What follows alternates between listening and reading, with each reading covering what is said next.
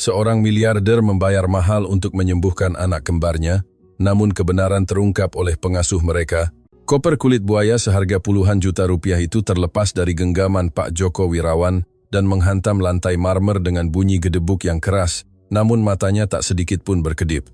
Pandangannya terpaku pada sebuah pemandangan yang tak bisa diproses oleh otaknya, yang terlatih untuk negosiasi bisnis paling kejam di Jakarta dan Singapura.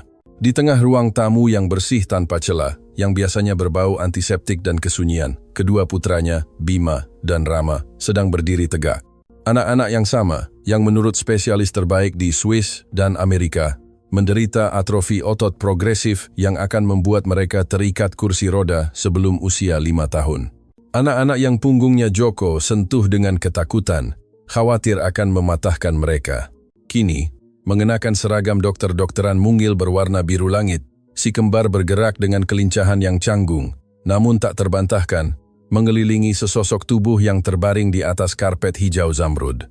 Dokter Bima, pasien kehilangan ritme, teriak si kecil Rama dengan suara yang jernih dan kuat, suara yang sudah berbulan-bulan tidak Joko dengar. Di lantai tengkurap, terbaring, Siti, asisten rumah tangga. Aat, yang baru. Ia mengenakan seragam birunya yang rapi, tetapi yang menonjol secara brutal adalah sarung tangan karet kuning cerah yang masih ia kenakan. Ia tak bergerak, pura-pura menjadi pasien kritis, sementara si kembar memasangkan stetoskop mainan ke punggungnya sambil tertawa terbahak-bahak. Bima, yang lebih lemah di antara keduanya, mengangkat lengan dan, tanpa berpegangan apapun, melangkah 2 langkah mantap ke arah kepala Siti untuk memeriksa refleksnya. 2 langkah tanpa alat bantu jalan. Tanpa perawat pendamping, tanpa kelelahan. Darah Joko mendadak mendingin, lalu mendidih dalam sepersekian detik. Gambar itu bertentangan secara brutal dengan tagihan medis bulanan mereka sebesar 750 juta rupiah. Jika anak-anaknya bisa bergerak seperti itu, apa yang selama ini ia bayar selama 2 tahun? Namun, ketakutan seorang ayah mengalahkan logika finansial, kepanikan membutakannya. Ia melihat Bima sedikit terhuyung karena tertawa, dan pikirannya memproyeksikan kejatuhan fatal. Menjauh darinya sekarang juga, teriakan Joko menggelegar di dinding berketinggian ganda itu seperti letusan meriam. Adegan ajaib itu pecah berkeping-keping. Si kembar tersentak kaget. Bima kecil, ketakutan oleh raungan ayahnya, kehilangan keseimbangan dan jatuh terduduk di karpet, langsung menangis sejadi-jadinya. Siti, yang sampai saat itu diam seperti patung tersenyum, bangkit dengan kecepatan kucing, berputar di atas lututnya untuk melindungi anak-anak secara naluriah, menempatkan tubuhnya yang sederhana dan sarung tangan bersihnya di antara tuannya dan amukan sang ayah. Pak Wirawan, serunya dengan mata terbelalak, namun tidak melepaskan tangan Rama yang mencengkeram kain seragamnya yang kaku. Joko melintasi ruangan dalam 3 langkah panjang, sepatu sol kerasnya berbunyi seperti palu vonis. Ia mengabaikan Siti. Ia berlutut di depan Bima, memeriksa kakinya dengan tangan gemetar, mencari patah tulang, mencari kerusakan yang telah diyakinkan oleh para dokter akan terjadi bahkan dengan sedikit usaha fisik. Sakit? Ada yang patah? Tanya Joko dengan suara serak karena cemas, menyentuh lutut anak itu. Bima tidak menjawab, hanya menangis dan menunjuk ke arah Siti. Kami sedang bermain, ya. Kami sedang menyembuhkan Ibu Biru, isak Rama sambil mencoba menjauhkan tangan ayahnya dari kakaknya. Joko mendongak, matanya yang biasanya dingin dan penuh perhitungan memerah karena campuran teror dan kemarahan murni. Ia menatap tajam ke arah Siti, yang masih terbaring dengan napas terengah-engah. Saya bayar kamu untuk membersihkan debu, bukan untuk membunuh anak-anak saya, desis Joko dengan nada rendah dan berbahaya yang lebih buruk daripada teriakannya. Saya sudah memberi instruksi yang jelas, tidak ada yang boleh mengangkat anak-anak dari kursi mereka tanpa pengawasan medis bersertifikat. Anda bisa membuat mereka cacat selamanya, Pak. Dengan segala hormat, Siti memulai. Suaranya bergetar, tetapi dagunya terangkat, menantang. Anak-anak Bapak tidak akan patah, mereka perlu bergerak. Mereka sudah berminggu-minggu meminta saya bermain saat Suster Wati tidak melihat. Saat Suster Wati tidak melihat. Joko berdiri, menjulang di atas Siti seperti menara gelap. Anda melakukan ini di belakang punggung Olga, di belakang tim medis yang saya sewa, karena tim medis itu justru mengikat mereka. Siti juga berdiri. Ia kecil dibandingkan Joko, tetapi kemarahan memberinya postur. Lihat mereka, Pak Wirawan. Bima baru saja berjalan ke arah saya. Rama tadi melompat-lompat. Kapan terakhir kali obat mereka membuat itu terjadi? Joko menatap anak-anaknya. Bima sudah berhenti menangis dan kini memandang Siti dengan penuh kekaguman. Itu tidak mungkin. Itu mustahil secara medis. Laporan di mejanya menyebabkan disonansi kognitif yang membuatnya pusing. Entah dokternya berbohong, atau wanita ini adalah dukun yang tidak bertanggung jawab yang beruntung hari ini tidak menyebabkan tragedi. Dan Joko Wirawan tidak percaya pada keberuntungan, ia percaya pada para ahli. Anda dipecat? Kata Joko sambil mengenakan kembali topeng dingin seorang eksekutif. Anda punya 5 menit untuk mengumpulkan lap Anda dan keluar dari rumah ini sebelum saya memanggil Satpam dan melaporkan Anda atas kelalaian kriminal. Bapak tidak bisa melakukan itu, kata Siti melangkah ke arahnya, melupakan statusnya. Jika saya pergi, mereka akan tertidur lagi. Berlangganan sekarang, jika Anda ingin tahu rahasia apa yang disembunyikan oleh sarung tangan kuning itu dan mengapa miliarder itu akan menyesali keputusan ini dalam waktu kurang dari 24 jam, Joko menunjuk ke pintu dengan jari kaku. Keluar. Saat itu juga, suara hak sepatu ortopedi terdengar di lorong.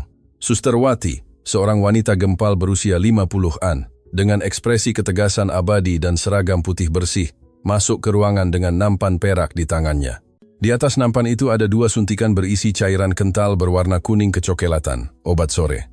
Ya Tuhan, seru Wati menjatuhkan nampan itu ke meja samping dengan bunyi dentang yang terukur. Pak Wirawan, saya dengar teriakan. Apa yang terjadi? Anak-anak. Wati bergegas ke arah si kembar dengan efisiensi teatrikal. Mengeluarkan oximeter dari sakunya dan memasangnya di jari Bima sebelum anak itu sempat memprotes. Mereka takikardia, umum Wati dengan serius, melihat layar digital kecil, detak jantung tinggi, berkeringat. Pak, saya sudah memperingatkan bahwa staf tidak berkualitas tidak boleh berinteraksi dengan pasien. Stres dapat mempercepat degenerasi otot. Joko merasa beban rasa bersalah menekan bahunya. Wati adalah perawat terbaik di kota itu, direkomendasikan oleh direktur rumah sakit swasta sendiri. Dia menjaga anak-anak 24,7. Jika dia bilang mereka dalam bahaya, itu benar. Sudah saya urus Wati, kata Joko tanpa menatap Siti. Nona ini selesai. Siti memperhatikan adegan itu dengan rasa mual di perutnya. Ia melihat bagaimana anak-anak yang 1 menit lalu tertawa dan melompat penuh kehidupan menyusut di hadapan perawat itu. Ia melihat kilau di mata Rama meredup melihat jarum suntik di meja. Mereka tidak stres karena bermain, sela Siti. Suaranya menguat saat ia perlahan melepaskan sarung tangan kuningnya satu persatu dengan bunyi klik yang disengaja. Mereka takut pada Ibu Wati. Perawat itu menekan mereka. Wati berbalik perlahan dengan senyum merendahkan yang tidak mencapai mata dinginnya. Dasar kasihan, kata Wati ditujukan pada Joko, tetapi menatap Siti. Biasa bagi pelayan domestik menjadi terikat dan mengacaukan kegembiraan saraf dengan perbaikan. Itu efek placebo orang bodoh, Pak Wirawan. Dia pikir bermain menyembuhkan penyakit genetik. Itu manis tapi berbahaya.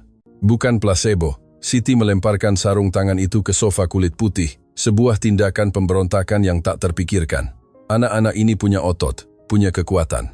Yang tidak mereka miliki adalah energi, karena Anda membuat mereka terus-menerus dibius. Keheningan yang terjadi sangat mutlak. Joko menatap Siti, tercengang oleh keberanian tuduhan itu. Hati-hati dengan apa yang kamu katakan, ancam Joko mendekatinya. Kamu menuduh seorang profesional kesehatan melakukan malapraktik. Itu pencemaran nama baik.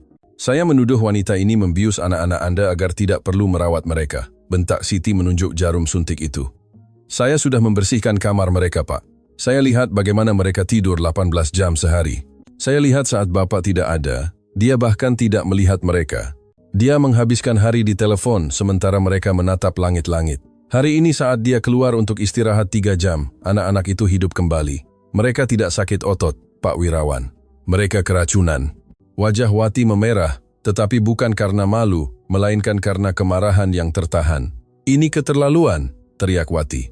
Saya sudah 20 tahun merawat kasus terminal, Pak Wirawan. Apakah Anda akan membiarkan pencur ini menghina reputasi saya dan para dokter yang menandatangani diagnosis? Anak-anak butuh obat mereka sekarang. Kita sudah terlambat dan lihat betapa terganggunya mereka. Jika tidak, saya akan memberikannya sekarang.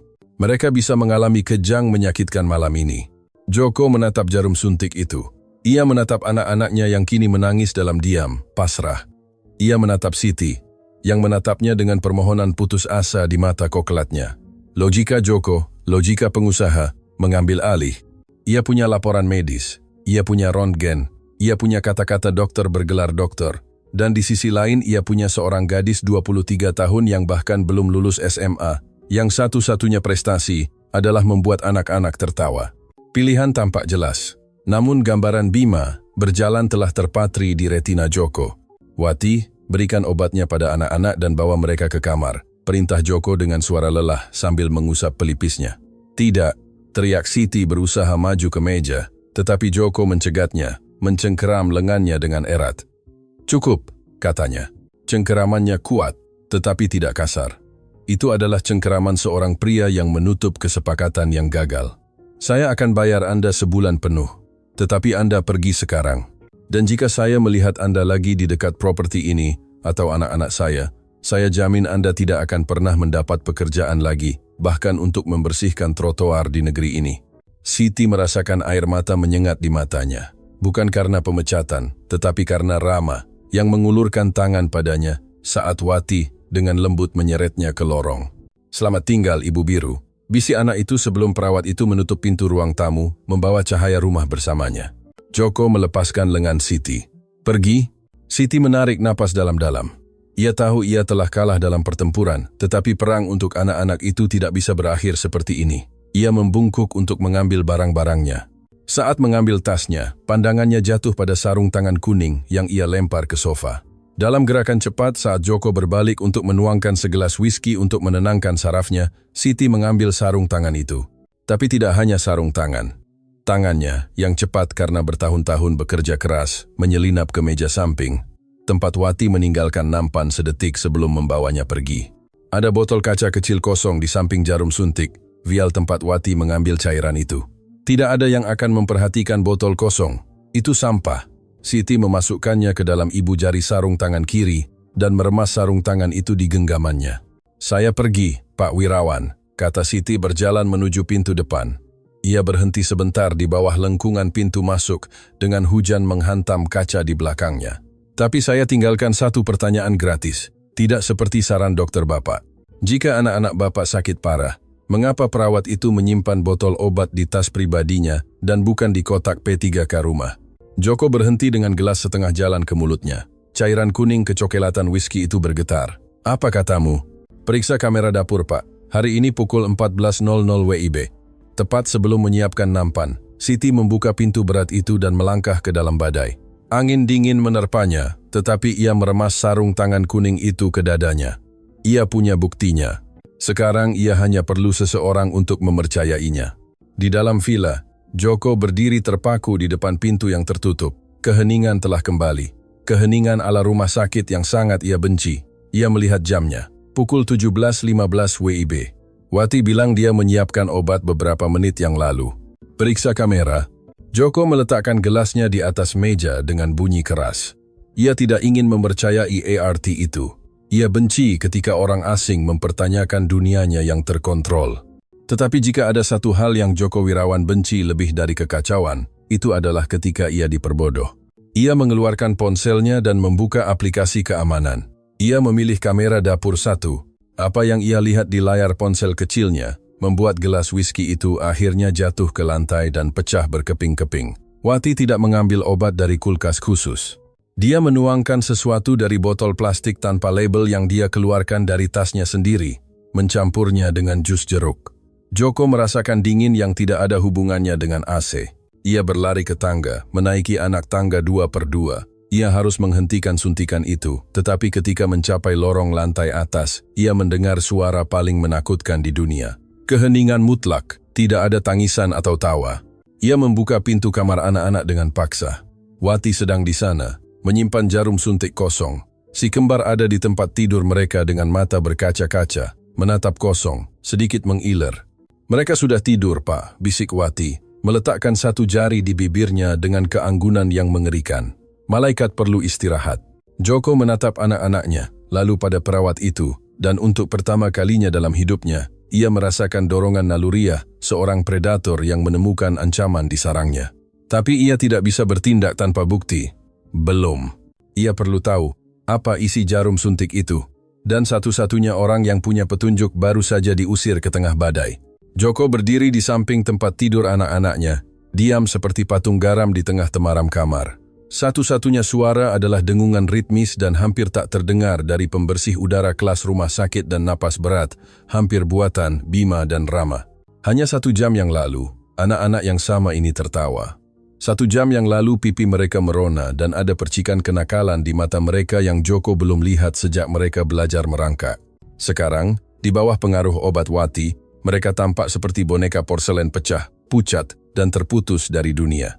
Rasa bersalah menghantam dada Joko dengan kekuatan palu godam. Ia mendekati Bima dan menyentuh kening anak itu dengan punggung tangannya. Dingin, lembab. Ini bukan tidur nyenyak anak yang lelah bermain. Ini adalah keadaan pingsan kimiawi pasien yang dibius. Bagaimana ia sampai di titik ini?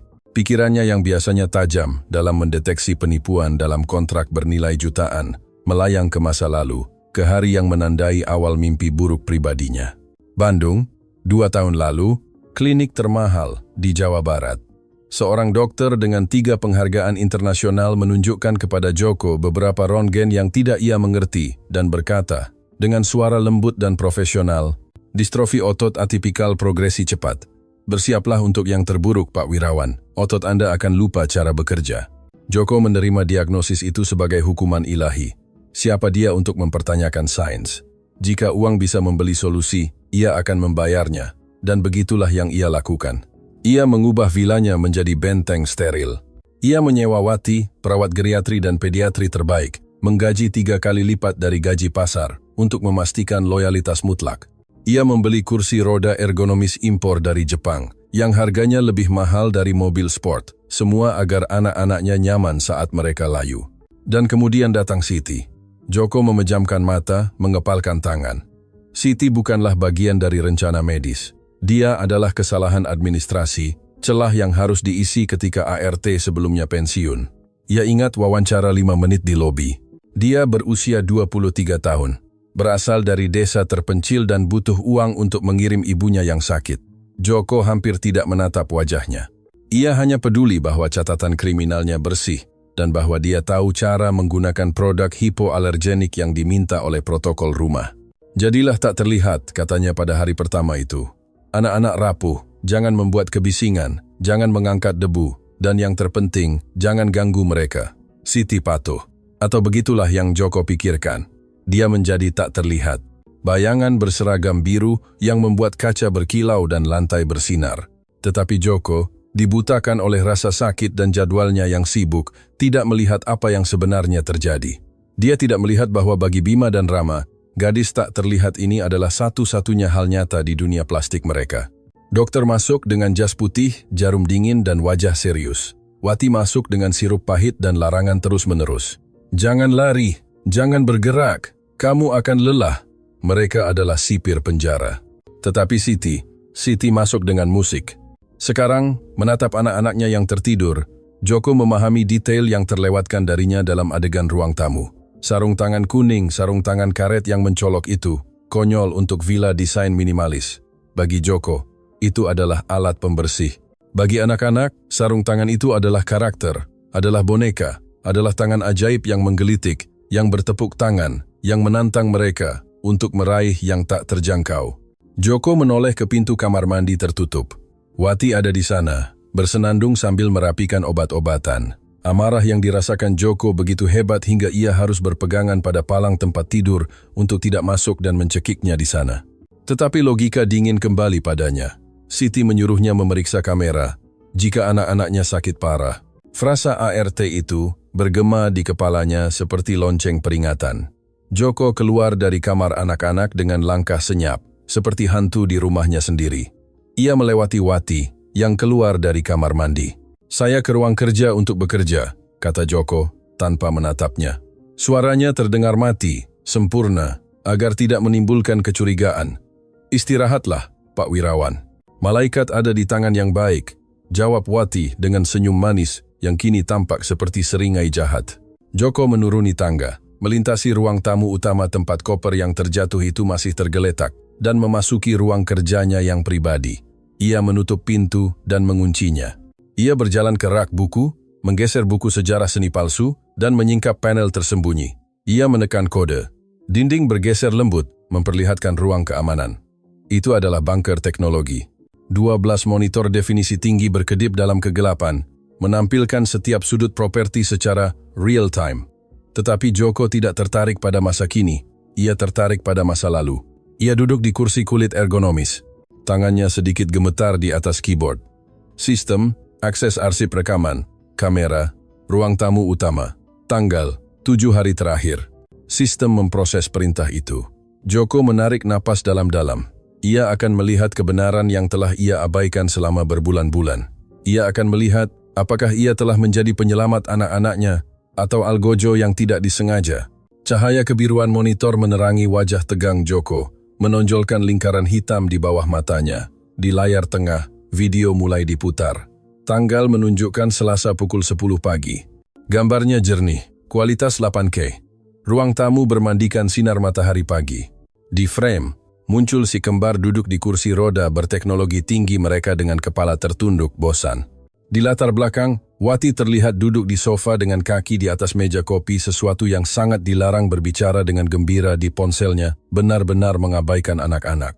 Joko mengatupkan rahangnya. Ia membayar wanita itu untuk merangsang mereka, untuk merawat mereka, dan dia memperlakukan mereka seperti perabotan. Kemudian pintu samping terbuka. Siti masuk. Dia membawa ember pel, dan tentu saja, sarung tangan kuningnya. Saat anak-anak melihatnya, kepala mereka terangkat, seolah seseorang telah menyalakan saklar di dalam diri mereka.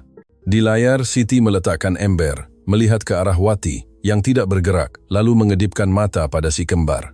Siti mulai membersihkan jendela besar yang menghadap taman, tetapi dia tidak membersihkannya secara normal. Dia membuat gerakan lebar, berlebihan, ritmis. Dia mulai menari. Joko mendekatkan wajahnya ke layar, terpesona dan ngeri pada saat yang sama. Siti, gadis sederhana berseragam pelayan, berubah. Dia melakukan pirouette, balet sempurna memutar di satu kaki, sambil mengusap kaca tertinggi. Kemudian dia turun dalam jongkok dalam, membersihkan bagian bawah dengan anggun, dan saat itulah keajaiban terjadi. Rama, si kembar yang menurut dokter memiliki kaki terlemah, mulai menirunya dari kursinya. Dia mengangkat lengannya meniru gerakan membersihkan langit. Bima melakukan hal yang sama. Mereka tertawa, terlihat di wajah mereka, meskipun audionya pelan. Siti berbalik ke arah mereka. Alih-alih memarahi atau memperlakukan mereka dengan kasihan, dia meletakkan tangannya di pinggang, tangan kuning cerah, dan memberi mereka isyarat menantang. Seolah berkata, "Hanya itu yang kalian punya." Joko melihat Siti mendekati mereka dan mengulurkan tangannya. Dia tidak mengangkat mereka. Dia tidak menggendong mereka seperti karung kentang, yang dilakukan Wati dan terapis. Dia hanya menawarkan tangannya sebagai penyangga dan menunggu. Menunggu dengan kesabaran tak terbatas. Di video Bima meraih sarung tangan kuning itu, menegangkan lengannya, wajahnya memerah karena usaha, dan kemudian mendorong.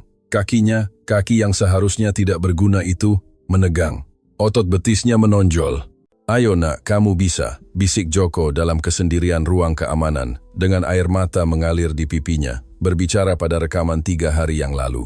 Dan Bima berdiri, terhuyung-huyung. Ya, lemah, ya, tetapi berdiri. Siti tidak melepaskannya, tetapi dia juga tidak menahannya sepenuhnya. Dia membiarkannya merasakan beratnya sendiri, dan kemudian dia mulai melangkah mundur, menari dengan lembut, mengundangnya untuk mengikutinya. Bima melangkah, lalu langkah lain. Joko menangis. Suara serak dan patah keluar dari tenggorokannya. Ia telah menghabiskan jutaan di klinik Swiss untuk diberitahu bahwa itu tidak mungkin, dan seorang ART bersenjatakan cinta dan sepasang sarung tangan supermarket telah mencapai yang mustahil di ruang tamunya. Tetapi video berlanjut dan keajaiban berubah menjadi kengerian. Rekaman melompat ke Rabu pukul 14.30 WIB, waktu minum obat.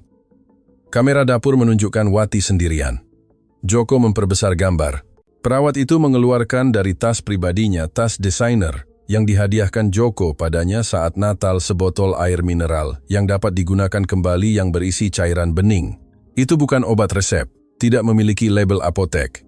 Wati melihat sekeliling dengan kelicikan orang yang melakukan kejahatan karena rutinitas dan menuangkan sejumlah besar cairan misterius ke dalam jus jeruk anak-anak. Dia mengocok gelas dan tersenyum. Senyum dingin, kalkulatif. Joko merasa ingin muntah, Ia memutar ulang dan melihat adegan itu lagi. Berulang kali, kesederhanaan dengan mana dia meracuni anak-anaknya sangat mengerikan. Kemudian ia beralih ke kamera ruang tamu. 10 menit setelah adegan dapur itu, anak-anak yang tadi bermain di lantai, berkat terapi rahasia Siti pagi itu, meminum jus yang dibawa Wati kepada mereka. 5 menit kemudian, efeknya sangat menghancurkan. Di layar, Joko melihat energi meninggalkan tubuh anak-anaknya. Bima, yang mencoba membangun menara balok, menjatuhkan potongan-potongan itu. Kelopak matanya tertutup, tubuhnya ambruk perlahan di atas karpet. Rama menyusul beberapa detik kemudian. Wati masuk ke dalam frame, memandang mereka dengan jijik, menggendong mereka dengan kasar, dan meletakkan mereka di kursi mereka seperti boneka rusak. Kemudian dia duduk di sofa dan kembali ke ponselnya. Dia membius mereka, bisik Joko, pengertian menghantamnya, seperti balok beton. Dia membuat mereka lumpuh, agar saya terus membayar, agar pekerjaannya mudah. Itu bisnis. Penyakit anak-anaknya adalah kebohongan yang dijaga secara kimiawi. Dan dia, Joko Wirawan, pengusaha hebat, telah mendanai penyiksaan darah dagingnya sendiri. Tetapi yang terburuk bukanlah itu. Yang terburuk adalah mengingat apa yang telah ia lakukan 1 jam yang lalu. Ia telah mengusir satu-satunya orang yang tahu. Ia telah menghina dan memecat satu-satunya orang yang berhasil membuat Bima berjalan, satu-satunya yang tidak melihat mereka sebagai pasien, tetapi sebagai anak-anak. Siti, dia punya sampelnya. Dia punya kebenaran di sarung tangan kuning itu, dan dia telah mengirimnya ke jalan di tengah badai lebat, menuduhnya mencuri, sementara penjahat sejati tidur di bawah atapnya. Joko melompat dari kursi, menjatuhkannya ke lantai. Tidak ada waktu untuk polisi, belum. Ia harus mendapatkan Siti kembali. Ia harus meminta maaf berlutut jika perlu. Karena jika dia menghilang, jika dia membuang sarung tangan itu atau memutuskan untuk tidak pernah kembali, dia akan kehilangan satu-satunya bukti, dan yang lebih buruk, ia akan kehilangan satu-satunya penyembuhan nyata yang pernah dikenal anak-anaknya. Ia melihat salah satu layar luar. Hujan turun deras di atas kota. Sudah malam. Siti pergi berjalan kaki. Joko keluar dari ruang keamanan berlari, mengeluarkan kunci mobil sportnya dari saku. Ia tidak memanggil sopir. Ini harus ia lakukan sendiri. Saat melewati lobi, ia melihat pantulan dirinya di cermin. Ia melihat seorang pria dengan setelan jas seharga puluhan juta, tetapi dengan wajah hancur seorang ayah yang putus asa. "Aku datang untukmu, Siti," geramnya, membuka pintu depan dan meluncur ke dalam badai. "Kumohon, jangan terlalu jauh." Mesin mobil menderu memecah keheningan lingkungan kaya itu saat Joko melaju ke dalam kegelapan, berdoa untuk pertama kalinya dalam bertahun-tahun agar tidak terlambat. Namun saat ia bergegas menuju jalan keluar kompleks perumahan, di kamar di atas, monitor tanda vital Bima mulai berbunyi, "Bip tidak teratur." Dosis hari ini, bercampur dengan stres akibat pemecatan Siti, terlalu kuat. Lampu peringatan merah kecil mulai berkedip tanpa suara, sementara Wati tertidur di kamar sebelah, memimpikan bonus bulanan berikutnya. Hujan turun seperti pisau es di punggung Siti, membasahi seragam birunya, sampai menempel di kulitnya seperti lapisan rasa malu kedua. Dia berjalan di sepanjang bahu jalan gelap yang menghubungkan kompleks perumahan eksklusif The Peak dengan sisa kota. Dia tidak punya payung, tidak punya jaket, hanya tas tuanya tersampir di dada dan di tangan kanannya di dalam saku, sarung tangan karet kuning, dengan bukti kejahatan. Setiap langkah menjauh dari villa adalah tusukan di hatinya. Dia tidak menangis karena kedinginan atau karena kehilangan pekerjaan yang membayar obat ibunya. Dia menangis karena setiap kali dia memejamkan mata, dia melihat wajah Rama dengan senyum polos itu berkata padanya, "Selamat tinggal, Ibu Biru." Dia tahu bahwa saat itu, saat dia berjalan di tengah badai, wanita yang menyebut dirinya perawat sedang memadamkan cahaya anak-anak itu. "Aku harus pergi ke polisi," gumam Siti menggigil dengan gigi bergemeletuk. Tapi siapa yang akan percaya? ART yang dipecat atau perawat bersertifikat dari miliarder itu? Beberapa kilometer di belakang, di Villa Wirawan, keheningan kuburan pecah. Itu bukan teriakan manusia, itu teknologi. Monitor jantung Bima, yang mulai berbunyi bip tidak teratur, kini mengeluarkan alarm terus-menerus dan melengking. Beep. Di kamar sebelah, Wati terbangun. Dia tertidur sambil menonton serial di tabletnya dengan dan headphone terpasang. Dia melepas headphone-nya dan mendengar alarm. Jantungnya mencelos, bukan karena khawatir seorang ibu, tetapi karena perhitungan bertahan hidup murni. Dia berlari ke kamar anak-anak. Pemandangannya menakutkan. Bima melengkung di tempat tidur, tubuh kecilnya kaku di tengah kejang tanpa suara. Bibirnya, yang tadinya kemerahan, kini memiliki warna biru keunguan. Di sebelahnya, Rama bernapas dengan kesulitan yang mengerikan, seolah ada beban tak terlihat di dadanya, mengeluarkan suara serak di setiap tarikan napas. "Sialan!" teriak Wati. Wajahnya berkerut karena panik. Dosisnya. Aku salah mencampur. Wati melihat botol air mineral yang digunakannya untuk menyembunyikan obat pelemas otot. Hampir kosong. Dalam ketergesaannya dan kemarahannya atas pertengkaran dengan ART itu, dia telah menuangkan 3 kali lipat jumlah yang biasa ke dalam jus. Tidak hanya dia membius mereka, dia menyebabkan henti napas yang akan datang. Pikirannya dingin dan jahat, bekerja 1000 kali per jam. Jika dia memanggil ambulans, mereka akan melakukan tes. Jika mereka melakukan tes, mereka akan menemukan pelemas otot terlarang dalam dosis mematikan. Dia akan masuk penjara selama bertahun-tahun. Kehilangan lisensinya, reputasinya, uangnya, kecuali ada kambing hitam. Wati berlari ke telepon rumah dan menekan nomor darurat. Berpura-pura menangis histeris, bahkan sebelum mereka menjawab, "Ambulans, saya butuh ambulans." Mendesak di Villa Wirawan. Dia mengoyak sedikit jas putihnya agar terlihat berantakan dan cemas. "Pasien saya pikir mereka diracuni. ART itu. Dia memberi mereka sesuatu sebelum pergi."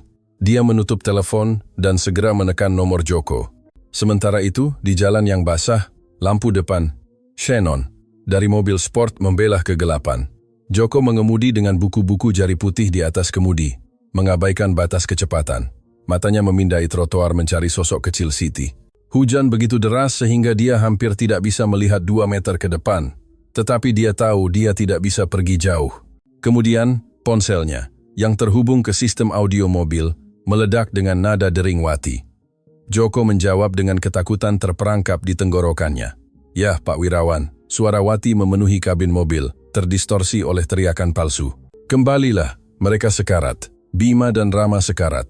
Joko merasakan mobil itu tergelincir di aspal basah. Dunia berhenti. "Apa yang terjadi?" raung Joko. "Saya baru saja pergi. Mereka kejang-kejang," isak Wati. "Itu wanita itu, Siti. Saya menemukan bubuk biru di lantai. Dia memberi mereka sesuatu. Dia meracuni mereka karena balas dendam, karena Anda memecatnya. Ambulans sedang dalam perjalanan." Kebohongan itu sempurna, brutal. Joko merasakan keraguan tajam selama sepersekian detik. Bagaimana jika Wati benar dan Siti gila? Tetapi kemudian dia ingat video itu. Dia ingat Siti menari. Dia ingat Wati menuangkan cairan dari botol tanpa label. "Saya datang ke sana," kata Joko, dan menutup telepon. Tetapi dia tidak berbalik. Dia menginjak pedal gas penuh, tetapi bukan ke rumah. Dia terus maju, karena beberapa meter di depan, di bawah cahaya lampu jalan yang berkedip-kedip, dia melihat sosok meringkuk berjalan melawan angin. Joko mengerem mobil sport itu dengan selip terkontrol, memblokir jalan Siti. Siti berhenti ketakutan, menutupi matanya dari cahaya menyilaukan. Dia pikir itu polisi atau Joko datang untuk menyelesaikan penghinaan itu. Pintu pengemudi terbuka ke atas. Joko keluar ke dalam hujan tanpa mempedulikan jas mahalnya, berlari ke arahnya. Siti mundur bersandar di pagar pengaman jalan. "Saya tidak mencuri apapun," teriaknya mengeluarkan sarung tangan kuning dari sakunya seperti perisai. "Saya punya buktinya di sini." Joko tidak menyerangnya. Dia berhenti setengah meter jauhnya, basah kuyup, rambut menempel di dahinya, dan ekspresi yang tidak pernah Siti harapkan untuk dilihat di wajah seorang miliarder. "Keputusasaan mutlak. Naik ke mobil," kata Joko. Suaranya bukan perintah, itu permohonan. "Tidak, Bapak mengusir saya," gumam Siti gemetar. "Bima sekarat!" teriak Joko dan suaranya pecah menjadi isakan. "Wati baru saja menelepon saya, katanya mereka kejang-kejang." Siti merasakan kakinya lemas. Dingin menghilang, digantikan oleh kobaran adrenalin. "Dosis berlebih," bisiknya. "Dia memberinya terlalu banyak." "Dia bilang itu kamu," kata Joko, menatap matanya, mencari kebenaran terakhir. "Dia bilang kamu meracuni mereka." Siti melangkah maju, mencengkeram kerah jas Joko yang basah dengan kekuatan yang mengejutkan. "Bapak lihat bagaimana saya memandang mereka. Bapak tahu saya akan memberikan hidup saya untuk anak-anak itu," teriaknya di tengah hujan.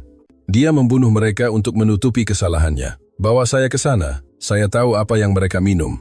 Joko mengangguk sekali. Dia meraih tangannya, tangan yang dingin dan pekerja keras di antara tangannya yang lembut dan terawat, dan menyeretnya ke mobil. Ayo, jika mereka mati, kita semua mati hari ini. Mesin mobil sport itu menderu seperti binatang terluka saat Joko melakukan manuver U-turn terlarang, membakar karet di aspal basah. Mobil itu melesat kembali ke villa, melahap jalan dengan kecepatan 180 km/jam. Di dalam, keheningan tegang. Siti menempel di kursi kulit, meremas sarung tangan kuning itu ke dadanya seolah itu adalah Rosario.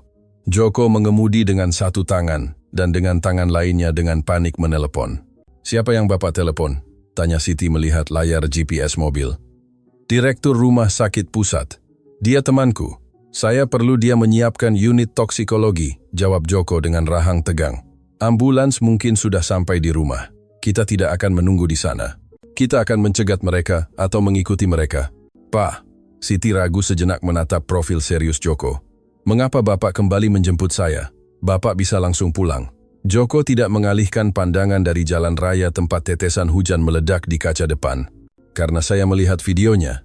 "Siti, akunya." Suaranya berat dan penuh penyesalan. "Saya melihat apa yang kamu lakukan pagi itu. Saya melihat Bima berjalan, dan saya melihat Wati menyiapkan minuman itu." Siti melepaskan napas yang dia tidak tahu dia tahan. Dia mempercayainya. Akhirnya seseorang mempercayainya. "Itu pelemas otot," kata Siti cepat, mengeluarkan botol kecil dari jari sarung tangan itu. "Saya pernah mendengarnya berbicara di telepon sekali. Dia mengatakan sesuatu tentang Bing Succinylcholine, atau sejenisnya yang dia dapatkan di pasar gelap. Dia bilang dia membuat mereka tetap tenang, seperti boneka." Joko membanting setir dengan keras. "Succinylcholine itu melumpuhkan otot pernapasan. Itu sebabnya Rama serak. Mereka kehabisan napas secara sadar." Joko menginjak pedal gas penuh. Mobil itu menjadi kabur perak di tengah badai. Ketika mereka tiba di pintu masuk villa, lampu merah dan biru ambulans sudah berputar memantul di dinding batu. Pintu depan terbuka lebar. Sekelompok paramedis berlari keluar mendorong dua tandu kecil. Joko mengerem mendadak di depan ambulans, sebagian memblokir jalan keluar. Dia melompat keluar dari mobil sebelum berhenti total. Siti mengikutinya berlari dengan sepatu kainnya yang basah kuyup. Wati ada di sana di dekat pintu belakang ambulans, memainkan peran hidupnya. Dia menangis, menggosok tangannya, meneriakkan instruksi kepada para paramedis. "Gagal jantung, kemungkinan keracunan sianida atau racun tikus," teriak Wati. "ART itu punya akses ke racun pembersih." Melihat Joko, Wati berlari ke arahnya mencoba memeluknya. "Oh, Pak Wirawan, syukurlah, ini mengerikan." Kemudian matanya tertuju pada Siti yang datang di belakangnya. Ekspresi Wati berubah dari kesedihan menjadi kemarahan yang menuduh. "Kamu, pembunuh, beraninya kamu kembali ke sini." Wati menunjuk Siti dengan jari gemetar, berteriak agar polisi yang baru saja tiba mendengarnya. "Petugas, itu wanita itu, tangkap dia. Dia meracuni anak-anak sebelum saya memecatnya." Dua petugas polisi mendekati Siti, tangan mereka di pinggang. Siti membeku, ketakutan melumpuhkannya. "Mundur," raung Joko, berdiri di antara polisi dan Siti. Otoritas alaminya menghentikan petugas itu. "Jangan sentuh wanita ini." Wati berkedip bingung. Naskahnya tidak berjalan sesuai rencananya, tetapi "Pak," gumam Wati. "Diam, ular berbisa," kata Joko berbalik ke arahnya dengan begitu keras sehingga Wati mundur 2 langkah menabrak ambulans. "Aku tahu apa yang kamu lakukan. Aku punya rekamannya." Warna menghilang dari wajah Wati lebih cepat dari hujan. Joko berbalik ke dokter darurat, yang mencoba memasang tabung di tenggorokan Bima. Anak itu abu-abu, tak bergerak. "Dokter," teriak Joko. "Bukan sianida, itu overdosis pelumpuh otot." Dokter itu mendongak, berkeringat. "Anda yakin?" "Pengobatannya sama sekali berbeda. Jika saya memberikan penawar yang salah, saya akan membunuhnya." Joko menatap Siti. "Berikan padanya." Siti berlari ke dokter, menghindari Wati yang mencoba meraih lengannya. Siti mendorong perawat itu dengan kuat, menjatuhkannya ke tanah yang basah dan tiba di tandu. Inilah yang diberikan wanita ini kepada mereka setiap hari. Masih ada beberapa tetes tersisa." Dokter mengambil botol itu, menciumnya, dan melihat pupil Bima yang melebar. "Ini penghambat neuromuskular," teriak dokter kepada timnya. "Mereka membutuhkan ventilasi bantuan segera dan neostigmin. Sekarang, mereka tidak bisa bernapas sendiri." Para paramedis segera mengubah taktik berhenti melakukan kompresi dada, dan mulai memompa oksigen secara manual dengan tekanan yang jauh lebih besar, menyiapkan jalur untuk penawar racun. Naikkan mereka, kita pergi ke rumah sakit dalam kode merah, perintah dokter. Joko naik ke bagian belakang ambulans, mengulurkan tangan ke arah Siti. Ikut kami? Siti naik duduk di seberangnya di samping Rama. Dia mengambil tangan kecil anak yang tak bergerak itu di antara tangannya, menggosoknya untuk memberinya kehangatan. Di bawah, di pintu masuk, Wati mencoba bangkit dari lumpur, tetapi dia menemukan dua bayangan di atasnya. Para polisi yang telah mendengar percakapan itu tidak lagi memandangnya sebagai saksi. Mau kemana, Bu? Tanya petugas sambil mengeluarkan borgol. Ambulans melesat pergi dengan lolongan sirene, meninggalkan perawat korup di belakang, tetapi membawa serta pertempuran yang jauh lebih sulit, perjuangan untuk menjaga dua jantung yang telah dikhianati oleh orang yang seharusnya merawat mereka tetap berdetak. Di dalam kendaraan yang bergerak, Joko melihat monitor. Garis Bima masih tidak menentu. Jangan mati nak, bisik Joko, dan kemudian menatap Siti. Dia memejamkan mata, dan bibirnya bergerak dalam doa yang cepat dan putus asa. Jika mereka selamat, Siti, saya bersumpah akan memberi Anda apapun yang Anda minta, setengah dari kekayaan saya, jika Anda menginginkannya. Siti membuka matanya. Mereka penuh air mata, tetapi juga memiliki kekuatan baja. Saya tidak ingin uang Bapak, Pak Wirawan. Saya hanya ingin ketika mereka bangun, mereka melihat ayah mereka ada di sana dan bukan perawat yang mematikan. Monitor Bima mengeluarkan bunyi bip panjang dan tajam.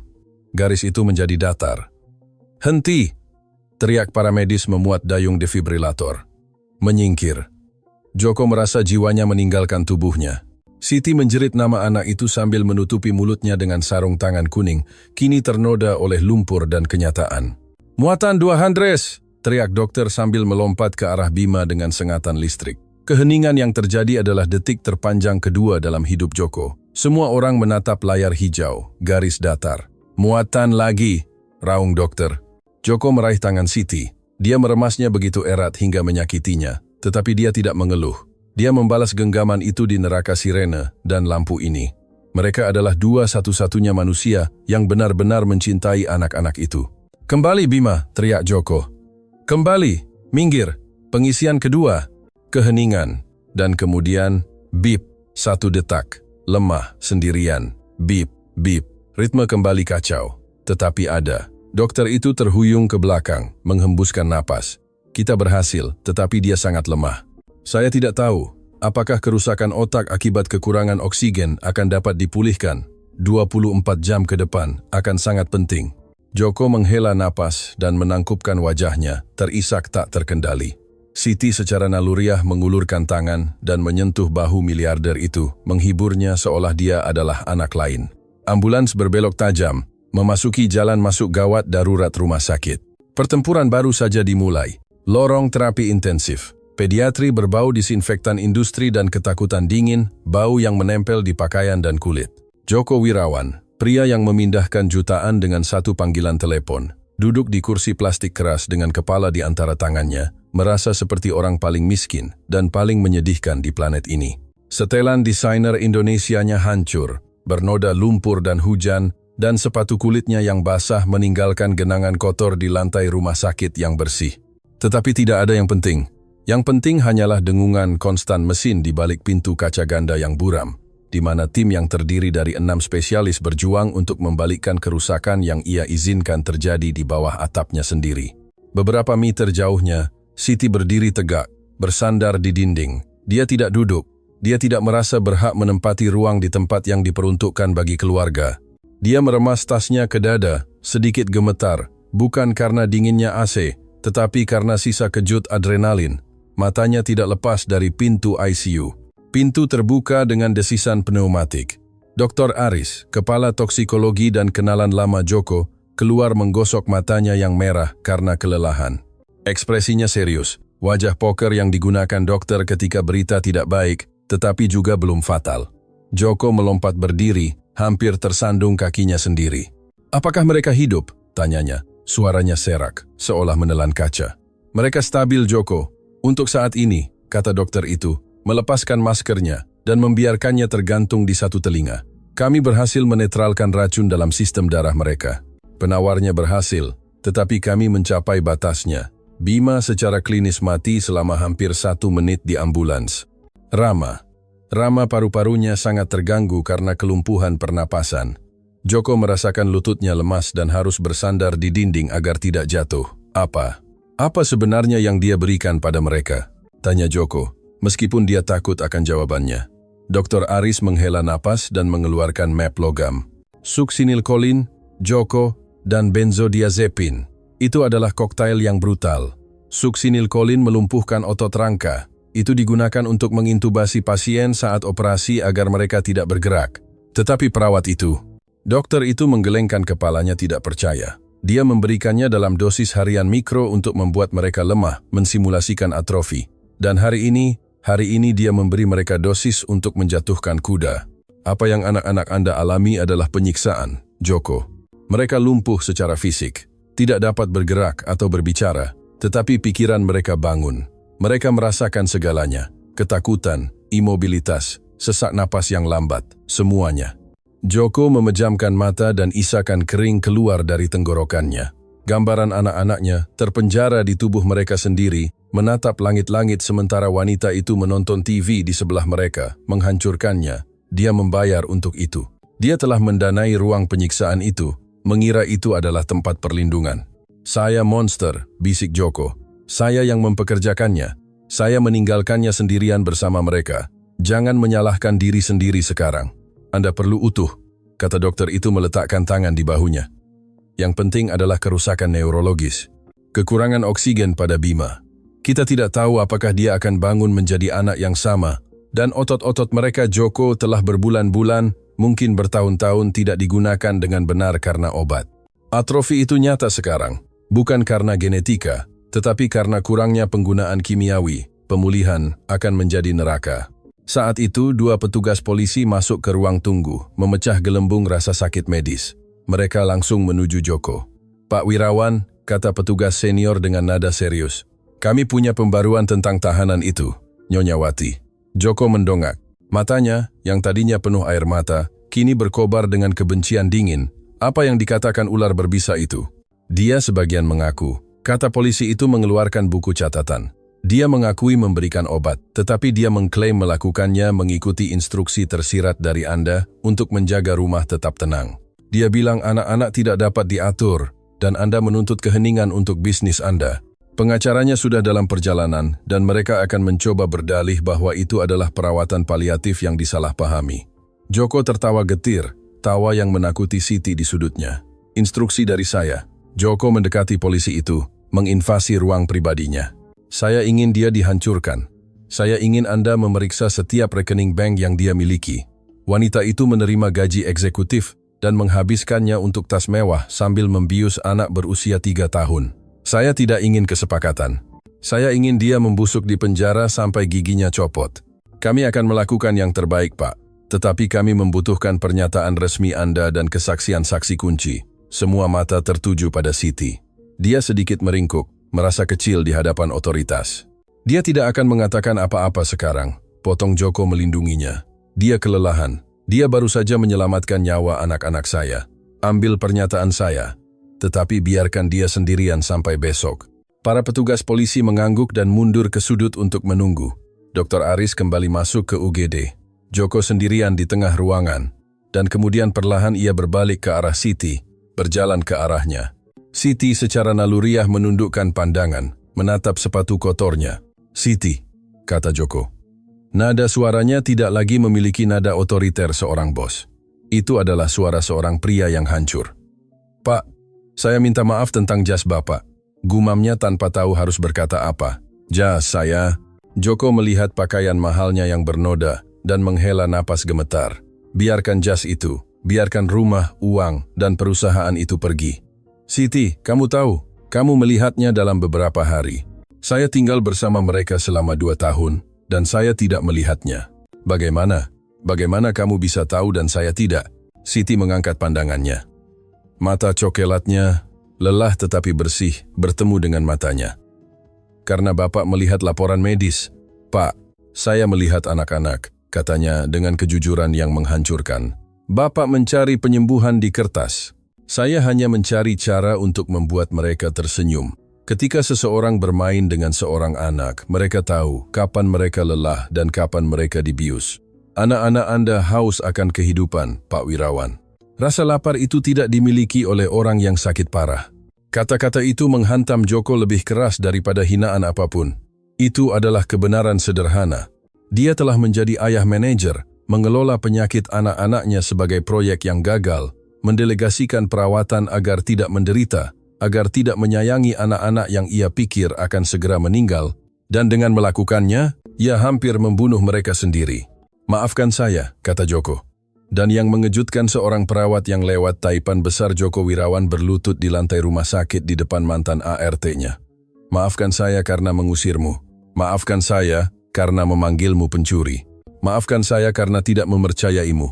Siti bergegas membungkuk agar dia bangkit, merasa sangat tidak nyaman.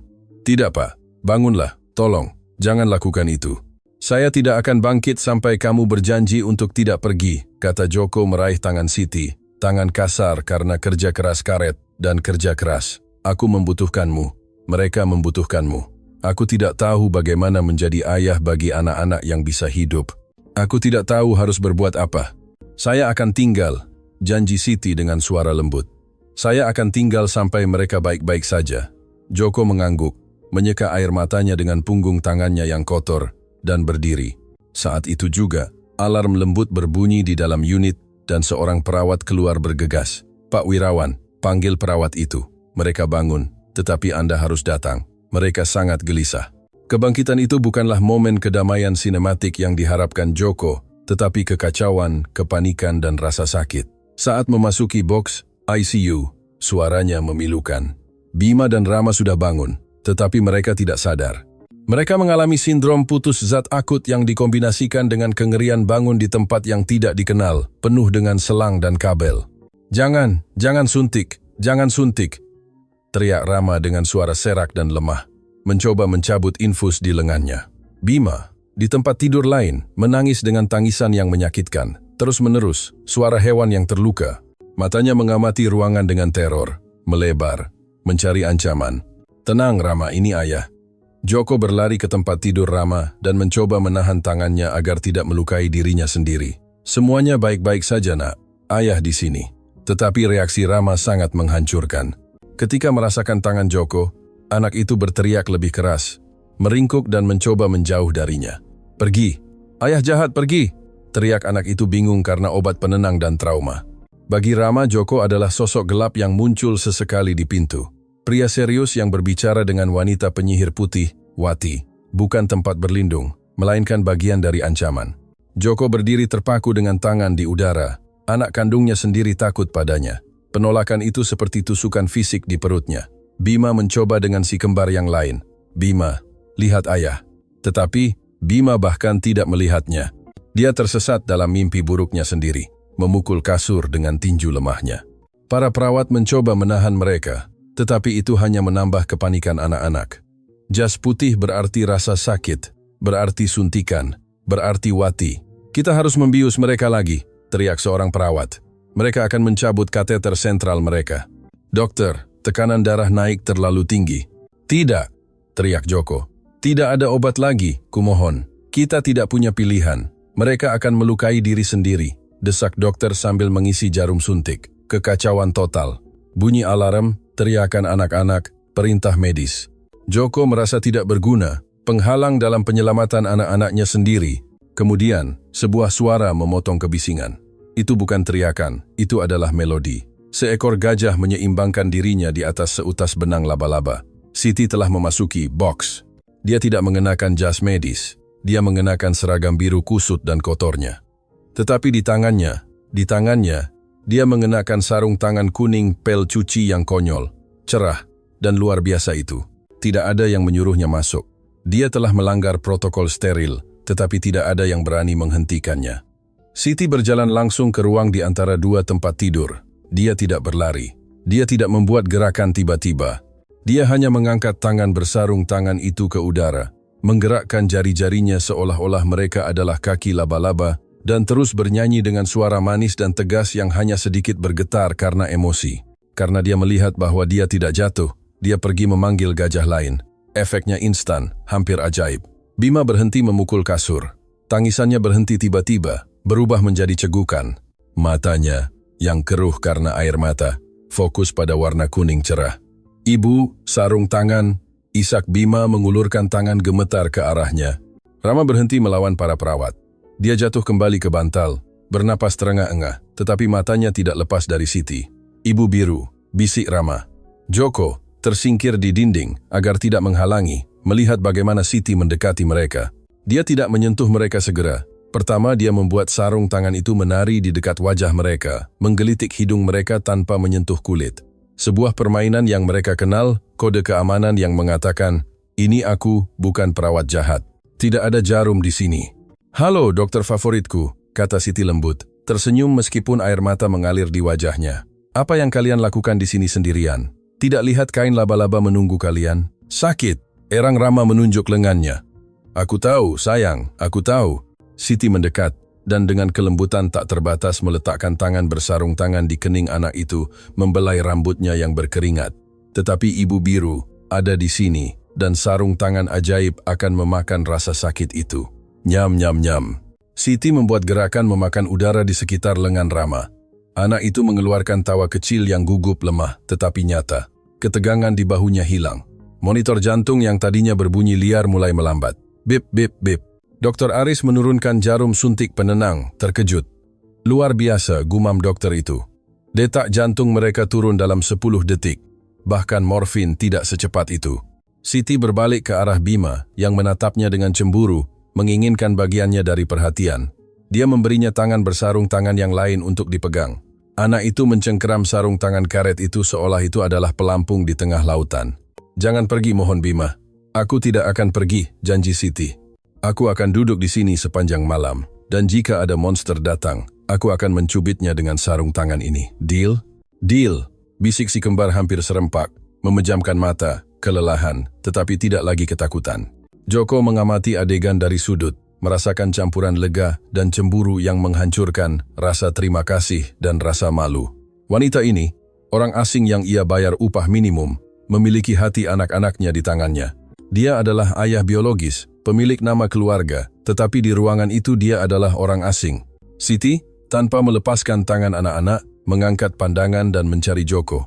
Dengan gerakan kepala yang tak terlihat, dia mengundangnya mendekat. Joko ragu-ragu. Dia takut ditolak lagi, tetapi cinta untuk anak-anaknya lebih kuat dari harga dirinya. Dia mendekat perlahan ke sisi lain tempat tidur Bima. Siti sedikit membungkuk ke arah anak yang setengah tertidur itu. "Bima," bisik dia, "lihat siapa yang datang membantu ibu memusnahkan monster. Itu ayah besar. Dia membawa mobil super cepat untuk menyelamatkan kita. Dia adalah sopir tim penyelamat." Itu adalah kebohongan putih. Cara untuk memperkenalkan kembali ayah ke dalam narasi anak-anak sebagai pahlawan dan bukan sebagai penjahat yang absen. Joko merasakan simpul di tenggorokannya. Dia memberinya tempat yang tidak dia pantas dapatkan. Bima membuka satu mata dan menatap Joko dengan curiga. "Mobil cepat?" tanya anak itu. Joko menelan air matanya dan memaksakan senyum, mengelus punggung tangan anaknya yang bebas. "Ya, juara. Mobil tercepat di dunia untuk membawamu bersama Ibu Biru." Bima tampaknya mempertimbangkan ini. Jika ayahnya yang membawakan Siti, maka dia tidak seburuk itu. "Baiklah," bisik Bima dan memejamkan mata lagi. Joko menghela napas merasa beban gunung terangkat darinya. Dia menatap Siti melintasi tempat tidur dengan rasa terima kasih yang tak terkatakan. Dia menyelamatkan anak-anaknya 2 kali, pertama dari racun dan sekarang dari kebencian. Tetapi kedamaian berlangsung singkat. Dr. Aris mendekati Joko dengan hasil MRI pertama yang tiba saat mereka menstabilkan mereka. "Joko, Siti, saya perlu kalian mendengarkan ini," kata dokter itu dengan suara pelan agar tidak membangunkan anak-anak. "Kerusakan otak tampaknya minimal, syukurlah. Tetapi kaki mereka." Dia menunjuk gambar di tabletnya, atrofi ototnya parah, tendon memendek karena kurangnya penggunaan dan postur kaku di kursi. Meskipun tidak ada racun lagi, kemungkinan besar mereka tidak akan bisa berjalan tanpa operasi dan bertahun-tahun rehabilitasi yang menyakitkan. Mungkin tidak akan pernah berjalan normal. Joko merasakan dunia runtuh di sekelilingnya lagi.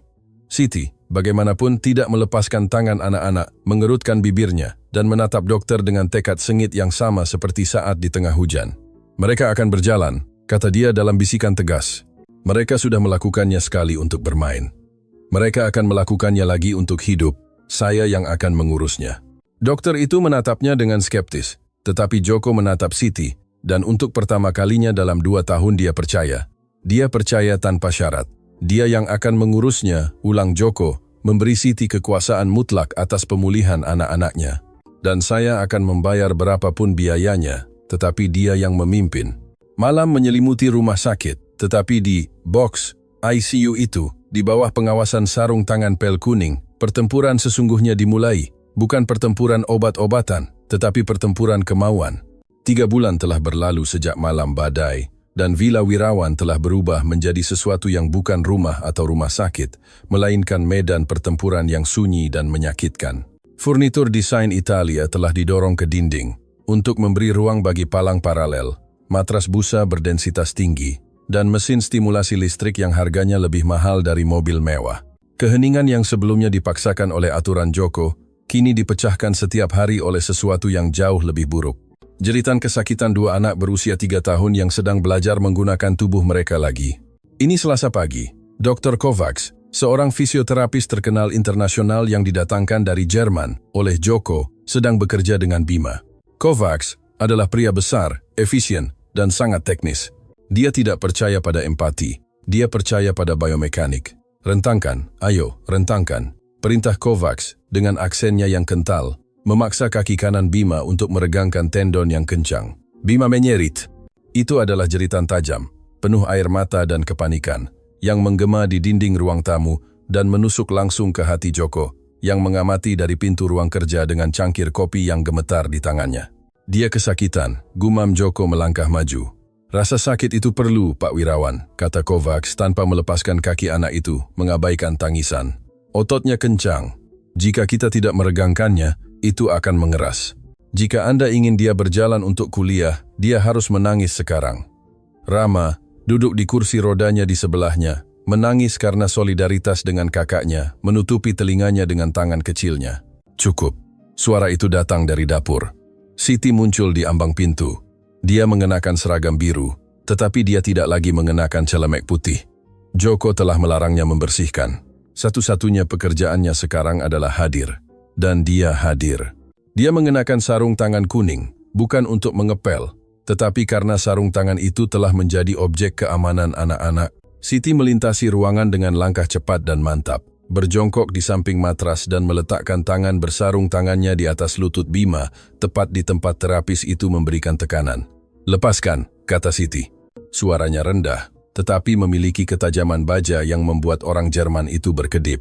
Nona, saya sedang di tengah sesi klinis, balas Kovacs dengan jijik. Singkirkan tangan karet Anda dari pasien saya. Ini sains, bukan permainan penitipan anak. Anak itu mengalami hiperventilasi. Dia tegang karena ketakutan, balas Siti, menunjuk dada Bima yang naik turun dengan panik.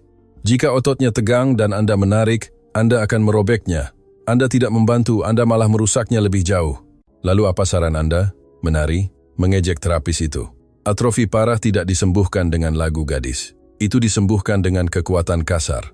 Pak Wirawan, kendalikan pelayan Anda atau saya pergi. Tarif saya 1 juta rupiah per jam, dan saya tidak punya waktu untuk berdebat dengan pengasuh.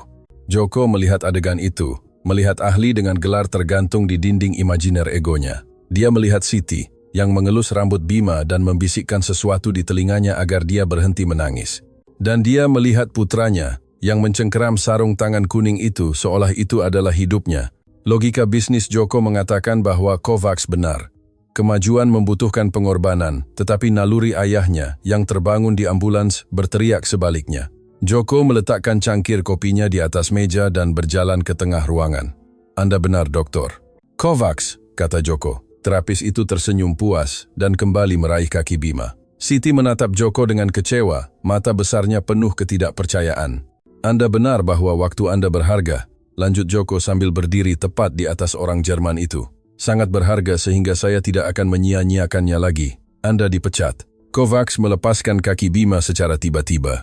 Bima mengambil kesempatan untuk merangkak ke pelukan Siti. Permisi, terapis itu bangkit merah karena marah. Anda memecat saya untuk menyerahkan perawatan kepada seorang pelayan. Anak-anak Anda akan cacat. Itu tidak bertanggung jawab secara medis. Saya akan menuntut Anda karena pelanggaran kontrak. Pergi, kata Joko, dengan ketenangan dingin yang ia gunakan untuk menghancurkan pesaing di ruang rapat. Dan jika Anda pernah menyentuh anak-anak saya dengan kekasaran seperti itu lagi, saya akan memastikan Anda tidak akan pernah berpraktik lagi, bahkan di Jerman atau di bulan. Kovacs mengambil tasnya dengan marah, menggumamkan hinaan dalam bahasa Jerman, dan keluar membanting pintu hingga kaca bergetar. Keheningan kembali menyelimuti ruang tamu. Hanya terdengar napas Bima yang terengah-engah. Joko melonggarkan dasinya dan duduk langsung di lantai di atas karpet mahal di depan Siti dan anak-anak. Ini adalah pertama kalinya dia duduk di tingkat mereka tanpa penghalang. Lalu apa? Tanya Joko menatap Siti dengan campuran teror dan harapan. Anda benar tentang satu hal, Siti. Tendon mereka pendek. Jika kita tidak meregangkannya, mereka tidak akan berjalan. Tetapi saya tidak tahan melihat mereka menderita seperti ini. Siti selesai mengeringkan air mata Bima dengan ujung jari karet sarung tangannya. Kita tidak akan berhenti meregang, Pak, katanya lembut. Tetapi kita tidak akan melakukannya melawan mereka. Kita akan melakukannya bersama mereka.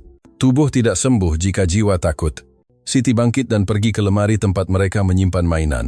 Dia mengeluarkan banyak bantal warna-warni dan beberapa tali elastis resistensi lembut berwarna cerah. Kita akan bermain hutan karet, umum Siti, dengan antusiasme teatrikal. Dia memasang tali elastis di kakinya sendiri dan mulai berjalan seperti penguin sambil membuat ekspresi lucu. Anak-anak yang 1 menit lalu menangis kini menatapnya dengan penasaran. Oh, tidak, seru Siti. Kakiku lengket karena permen karet raksasa. Aku butuh bantuan. Siapa yang paling kuat untuk membantuku melepaskan permen karet itu? Dia mendekati Bima dan dengan lembut mengikatkan tali elastis di kaki kecilnya, menghubungkannya dengan kakinya. Kamu tarik aku dan aku tarik kamu. Jika kita memenangkan permen karet itu, kita dapat hadiah. Bima, penasaran, mulai menarik kakinya. Dalam melakukannya, dia melakukan latihan peregangan yang sama yang dipaksakan Kovacs, tetapi kali ini Bima yang mengendalikan kekuatan. Dia memutuskan seberapa sakit. Dan karena ini adalah permainan, ambang rasa sakitnya berubah. Lebih kuat Bima, dorong Joko, mengerti dinamikanya seketika. Dia melepaskan jaket setelannya dan bergabung dalam permainan dengan meraih ujung yang lain. Aku monster permen karet. Kalian tidak akan mengalahkanku. Joko menarik dengan lembut, menciptakan resistensi yang diperlukan. Bima tertawa, mengertakkan gigi karena usaha, tetapi tidak ada lagi air mata ketakutan, hanya keringat karena usaha. Tarik Rama, teriak Bima pada kakaknya. Selama 1 jam berikutnya, villa itu dipenuhi tawa. Joko selesai berkeringat dengan kemeja kusut berguling-guling di lantai. Siti mengarahkan orkestra, menyesuaikan postur, mengoreksi sudut, tetapi selalu dalam narasi permainan. Di akhir sesi, Bima telah meregangkan kakinya 20 kali lebih banyak daripada dengan dokter Jerman, dan dia bahkan tidak menyadarinya. Ketika anak-anak jatuh tertidur karena kelelahan, Joko dan Siti duduk di lantai ruang tamu, kelelahan. Ada keintiman baru di antara mereka, lahir dari keringat bersama dan kemenangan kecil. Terima kasih, kata Joko, menatap tangannya sendiri, yang untuk pertama kalinya dalam bertahun-tahun berguna untuk sesuatu selain menandatangani cek. Hari ini aku merasa seperti seorang ayah. Siti tersenyum sambil melepaskan sarung tangan kuningnya dengan desahan lega. Tangan aslinya merah dan bertanda karena panasnya karet. Anda selalu menjadi ayah, Pak Wirawan, katanya lembut. Anda hanya ketakutan. Ketakutan melumpuhkan lebih dari racun apapun. Joko menatapnya, benar-benar menatapnya. Dia tidak melihat ART. Dia melihat seorang wanita muda, cantik dalam kesederhanaannya, dengan kebijaksanaan yang tidak dapat diajarkan oleh MBA manapun. Dan dia merasakan sesuatu yang berbahaya di dadanya, rasa terima kasih yang mulai berubah menjadi sesuatu yang lain. Siti. Tentang Wati. Joko mulai, nadanya menjadi serius. Pengacara saya menelepon. Besok saya harus bersaksi. Mereka ingin melibatkan saya. Mereka bilang saya seharusnya tahu. Dan mereka benar. Siti meletakkan tangan telanjangnya di lengan Joko. Sentuhan kulit ke kulit itu elektrik, terlarang, dan menghibur pada saat yang sama. Anda dibutakan oleh kesedihan atas kematian istri Anda dan diagnosis anak-anak. Wati memanfaatkan itu. Jangan biarkan dia menang di kepala Anda. Anda menyelamatkan mereka pada akhirnya. Itu yang penting. Joko mengangguk, tetapi bayangan rasa bersalah tidak hilang dengan mudah. Besok akan menjadi hari yang sulit. Saya perlu Anda tinggal bersama mereka sepanjang hari. Saya tidak percaya orang lain. Saya akan di sini, janjinya, selalu. Tetapi tidak ada dari mereka yang tahu bahwa pertempuran hukum yang akan datang akan sama kotornya dengan racun yang mengalir di pembuluh darah si kembar, dan bahwa Wati dari selnya masih memiliki satu kartu lagi untuk mencoba menghancurkan apa yang tersisa dari keluarga Wirawan. Pagi berikutnya terbit abu-abu dan suram, pantulan persis dari suasana hati Joko. Gedung pengadilan adalah bangunan batu dingin yang mengesankan, yang dikelilingi oleh kamera televisi. Kasus miliarder dan perawat peracun itu telah meledak di pers tabloid, didorong oleh kebocoran yang bermaksud jahat. Joko memasuki pintu belakang diapit oleh tim hukumnya, tetapi itu tidak mencegahnya melihat tajuk berita di kios koran. Ayah yang lalai atau kaki tangan. Pembelaan perawat mengklaim bahwa Wirawan memerintahkan anak-anaknya dibius agar bisa bepergian dengan tenang. Itu bohong, kebohongan yang keji dan menjijikkan. Tetapi keraguan publik telah ditabur. Di dalam ruang interogasi, jaksa keras, tetapi pengacara Wati adalah seekor ular berbisa. Pak Wirawan, kata pengacara pembela, seorang pria dengan senyum tajam. Benarkah bahwa selama 2 tahun terakhir Anda menghabiskan rata-rata 150 hari di luar negeri untuk bisnis? Ya, saya punya perusahaan internasional, jawab Joko tegang. Dan benarkah Anda memberikan klien saya Nyonya Wati kekuasaan penuh atas perawatan medis, menandatangani cek kosong untuk biaya farmasi, tanpa meminta tanda terima terperinci? Saya percaya padanya. Dia profesional yang direkomendasikan. Percaya atau lepas tangan, serang pengacara itu. Karena sangat nyaman. Anda membayar, anak-anak tidur, Anda bepergian, dan sekarang setelah anak-anak menderita kerusakan permanen, Anda mencari kambing hitam untuk membersihkan hati nurani dan citra publik Anda. Joko memukul meja dengan kepalan tangannya, berdiri. Saya tidak tahu bahwa dia meracuni mereka. Saya akan memberikan hidup saya untuk mereka. Tetapi Anda tidak memberikan waktu Anda, bukan? Bisik pengacara itu, seorang ART, tanpa pendidikan, harus menyadarinya. Apa artinya itu bagi Anda sebagai seorang ayah? Joko keluar dari gedung pengadilan berjam-jam kemudian, merasa lebih kotor dari sebelumnya. Kata-kata pengacara itu, meskipun secara hukum salah, bergema dengan rasa bersalah batinnya. Apa artinya itu bagi saya sebagai seorang ayah? Dia tiba di villa saat matahari terbenam. Hujan lagi. Sepertinya selalu hujan saat jiwanya sedang krisis. Saat memasuki, dia berharap menemukan kedamaian. Tetapi dia menemukan keheningan. Keheningan yang pekat. Siti memanggil Joko dengan kepanikan yang naik di tenggorokannya. Dia berlari ke ruang tamu. Di sana mereka berada. Adegan itu menghentikannya tiba-tiba. Mereka tidak bermain. Bima dan Rama duduk di lantai menatap kaki mereka. Siti duduk di depan mereka dengan kepala tertunduk menangis tanpa suara. Apa yang terjadi? Joko berlari mendekat. Siti mengangkat wajahnya. Matanya merah. Kami mencoba apa?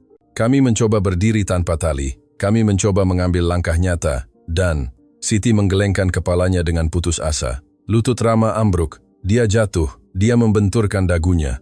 Dia menangis keras mengatakan bahwa dia tidak berguna, bahwa dia rusak. Bima melihat itu, dan sekarang dia bahkan tidak mau bergerak. Dia bilang dia lebih suka kursi rodanya. Dia bilang, Wati. Dia bilang, Wati benar. Kalimat itu menghantam Joko seperti palu godam.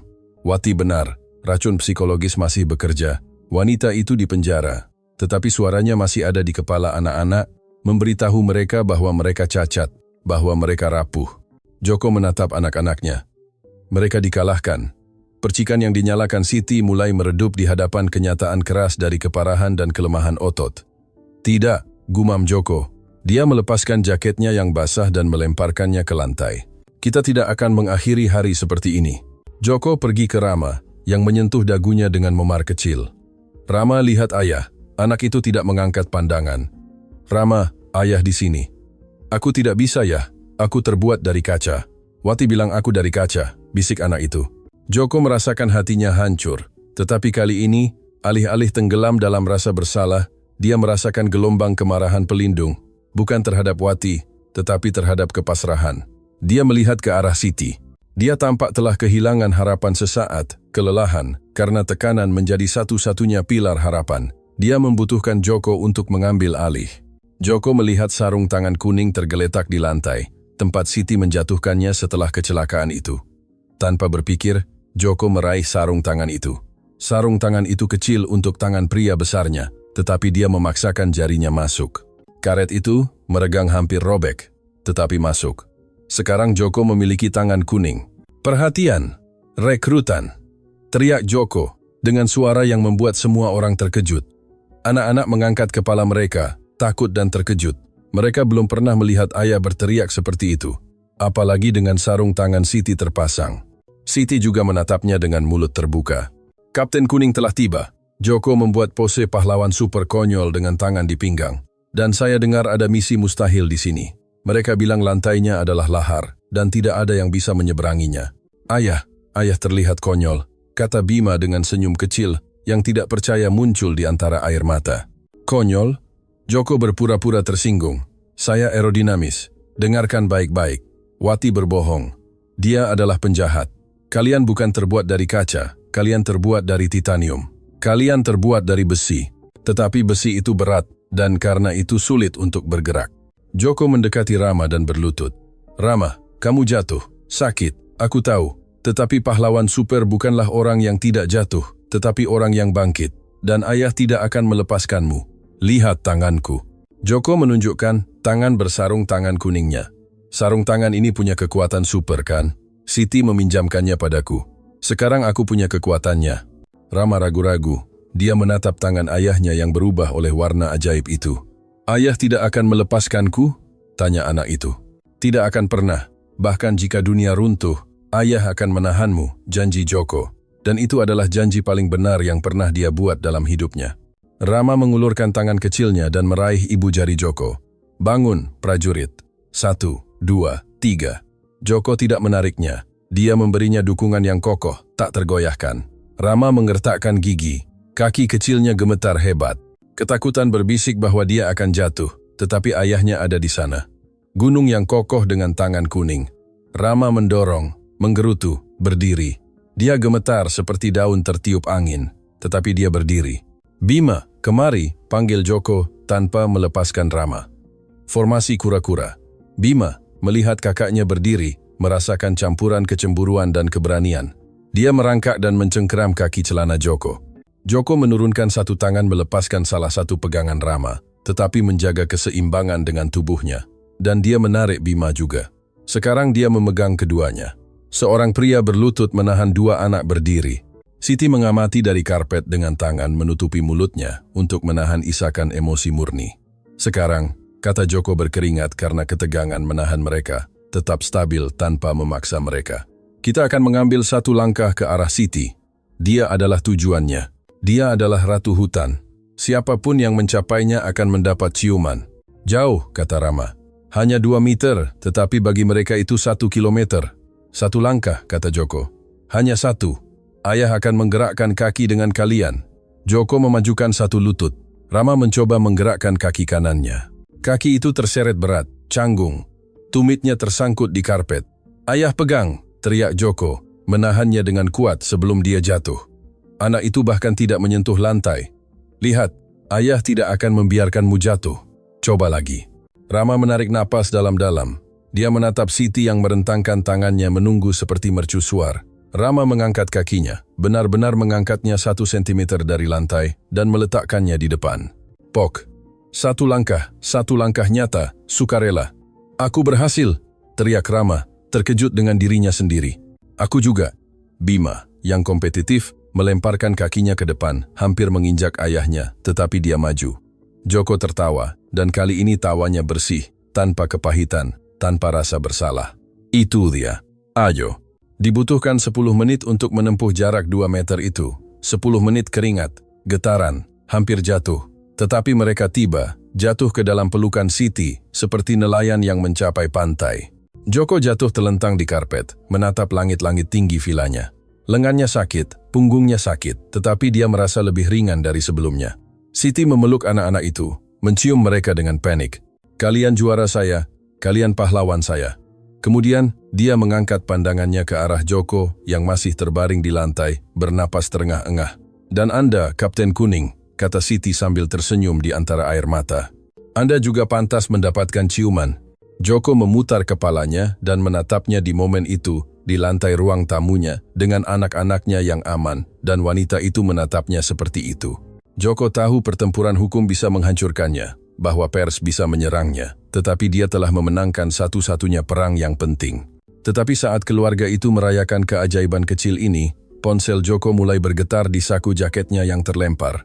Itu adalah notifikasi dari kepala keamanannya, pesan singkat yang akan mengubah arah pemulihan. Pak, kami menemukan sesuatu lagi di rekening Wati. Dia tidak bertindak sendirian. Ada transfer ke rekening di Swiss atas nama kerabat, mendiang istri Bapak. Mimpi buruk itu belum berakhir. Racun itu memiliki akar yang lebih dalam dari yang mereka kira. Layar ponsel Joko bersinar dalam kegelapan ruang kerja, seperti mata yang menuduh. Pesan dari kepala keamanannya singkat, tetapi berisi racun yang cukup untuk menghancurkan apa yang tersisa dari keyakinan Joko pada kemanusiaan. Judul rekening Swiss penerima, Rodrigo Valdez. Joko merasakan udara meninggalkan paru-parunya. Rodrigo, saudara iparnya, saudara dari mendiang istrinya, Elena, paman Rodri, yang membawakan hadiah mahal saat Natal dan yang selalu berkata pada Joko, "Jangan khawatir, pergilah menutup kesepakatan di Tokyo. Paman akan mengawasi anak-anak." Joko menjatuhkan ponsel itu di atas meja mahoni. Semuanya cocok dengan logika yang mengerikan. Elena meninggalkan perwalian jutaan untuk si kembar, tetapi dengan klausul tertentu. Jika anak-anak meninggal atau dinyatakan tidak mampu secara permanen sebelum usia 18 tahun, pengelolaan kekayaan akan beralih ke keluarga biologisnya, ke Rodrigo. Anak sialan, bisik Joko mengepalkan tinjunya sampai buku-buku jarinya memutih. Bukan hanya uang, itu adalah pengkhianatan darah. Saat itu, interkom pintu depan berbunyi memecah keheningan tegang malam itu. "Pak Wirawan," kata suara penjaga keamanan di pos luar. "Tuan Rodrigo Valdez ada di sini." Dia bilang ingin melihat keponakannya setelah melihat berita. Dia bersikeras untuk masuk. Joko menatap telepon, lalu ke pintu. Dia merasakan ketenangan dingin, ketenangan predator sebelum melompat. "Biarkan dia masuk," perintah Joko, dan beritahu polisi untuk datang diam-diam. 10 menit kemudian, Rodrigo Valdez memasuki ruang tamu utama. Dia adalah pria yang elegan, mengenakan setelan linen terang, dengan senyum politisi yang selalu menipu Joko. Dia berjalan dengan kepastian sombong, memindai ruangan, memperhatikan furnitur yang dipindahkan, dan mesin rehabilitasi dengan ekspresi jijik. Joko berdiri di dekat perapian yang padam menunggunya. Dia tidak menawarkan tangannya. "Joko, demi Tuhan," kata Rodrigo membuka lengannya dalam gerakan solidaritas palsu. "Saya melihat berita. Sungguh mengerikan, perawat itu. Bagaimana Anda bisa membiarkan seseorang seperti itu masuk ke rumah? Sudah kubilang, Anda seharusnya membiarkan saya mempekerjakan staf kepercayaan saya." "Halo Rodrigo," kata Joko dengan suara datar. "Saya datang secepat mungkin." Pengacara keluarga khawatir. "Mereka bilang ini terlihat seperti kelalaian kriminal di pihak Anda."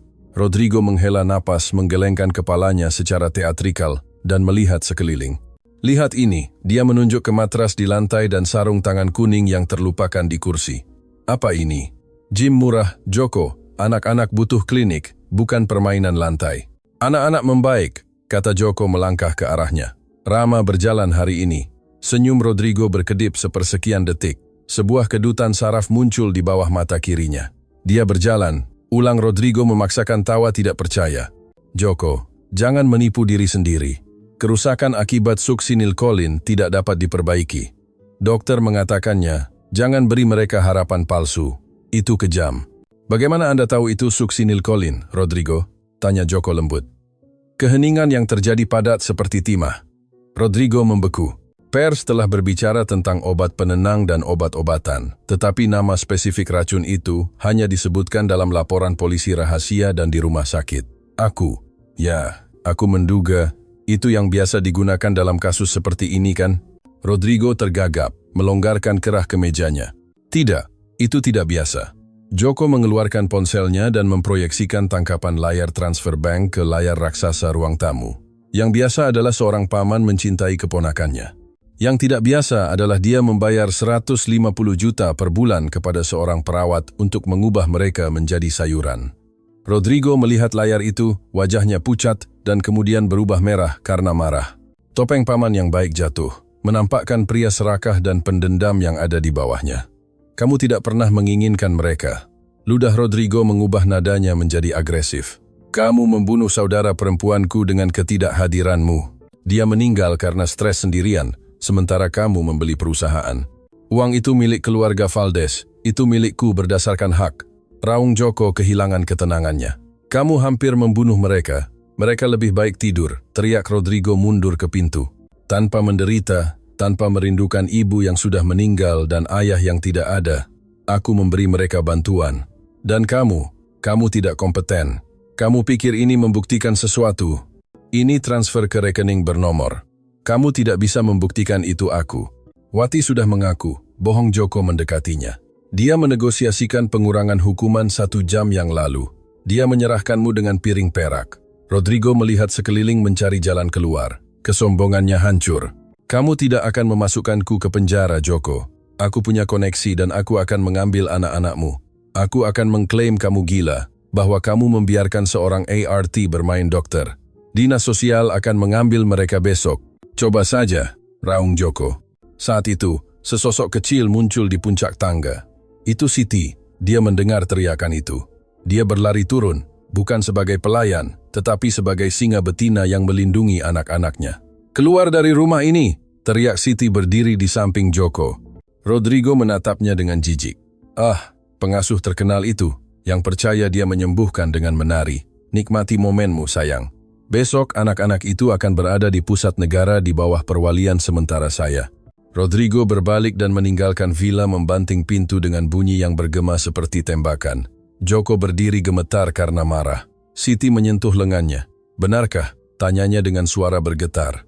Bisakah mereka mengambilnya? Joko berbalik padanya. Dia melihat ketakutan di matanya. Ketakutan yang sama yang dimiliki si kembar. Dia saudara iparku. Dia punya pengaruh politik. Jika dia menggerakkan kabel yang tepat, Joko tidak menyelesaikan kalimatnya. Dia berlari ke telepon rumah. Saya harus menelepon pengacara saya. Saya harus memblokir perintah pengadilan apapun. Tetapi Joko tahu birokrasi itu lambat dan uang Rodrigo itu cepat. Ancaman itu nyata. Ini bukan tentang siapa yang benar, tetapi tentang siapa yang memukul lebih dulu. Malam itu tidak ada yang tidur di Villa Wirawan. Joko menghabiskan berjam-jam di telepon berteriak pada hakim dan jaksa.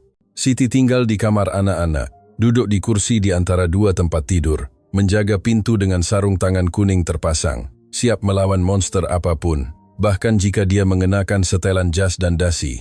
Fajar membawa cahaya abu-abu dan dingin, dan bersamanya suara yang paling ditakuti Joko, sirene. Tetapi itu bukan sirene polisi yang menangkap penjahat, itu adalah kendaraan resmi Departemen Perlindungan Anak, dikawal oleh patroli lokal.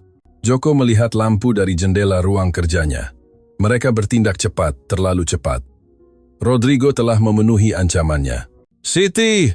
Teriak Joko berlari ke tangga. Mereka di sini. Siti sudah bangun. Dia keluar dari kamar anak-anak sambil menutup pintu di belakangnya dan memblokirnya dengan tubuhnya sendiri. Mereka tidak akan mengambilnya, katanya dengan ketenangan yang menakutkan. Bel pintu berbunyi terus-menerus. Joko turun dan membuka. Di seberang sana ada seorang wanita dengan penampilan tegas, dengan map di bawah lengannya, ditemani oleh 2 petugas polisi, dan di belakang mereka, tersenyum dari mobilnya, Rodrigo. Pak Joko Wirawan, kata wanita itu menunjukkan kredensial.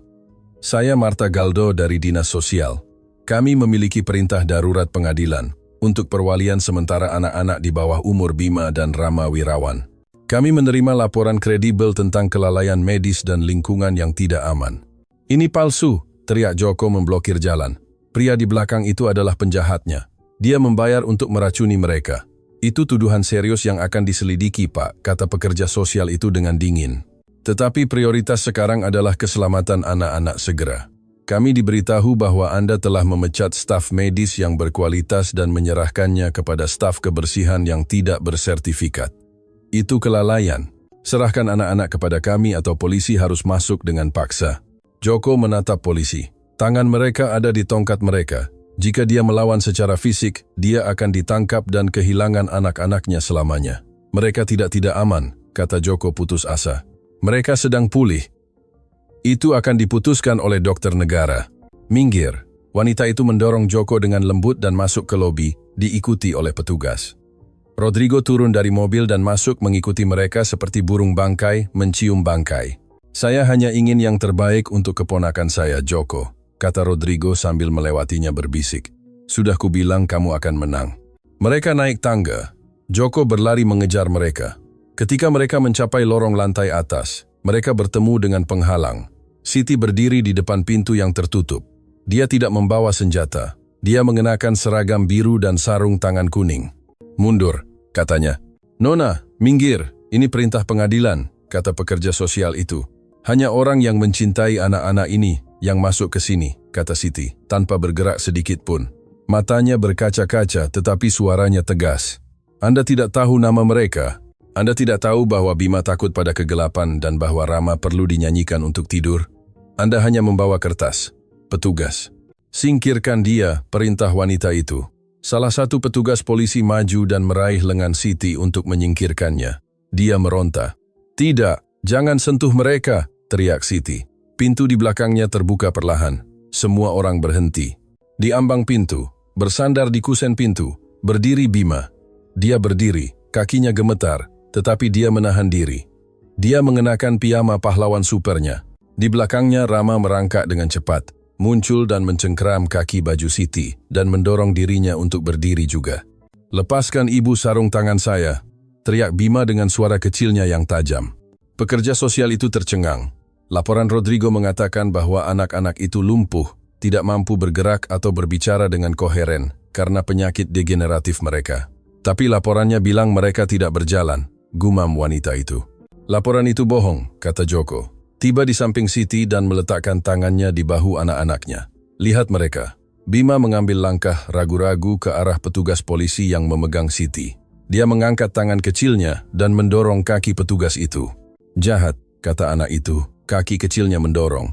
Petugas, seorang pria kekar, segera melepaskan Siti, merasa malu dengan keberanian anak kecil itu. Rodrigo, dari ujung lorong, pucat pasi. Dalihnya tentang ketidakmampuan yang diperlukan runtuh secara langsung. Itu trik, teriak Rodrigo mundur ke pagar pembatas. Mereka dipaksa, mereka disakiti.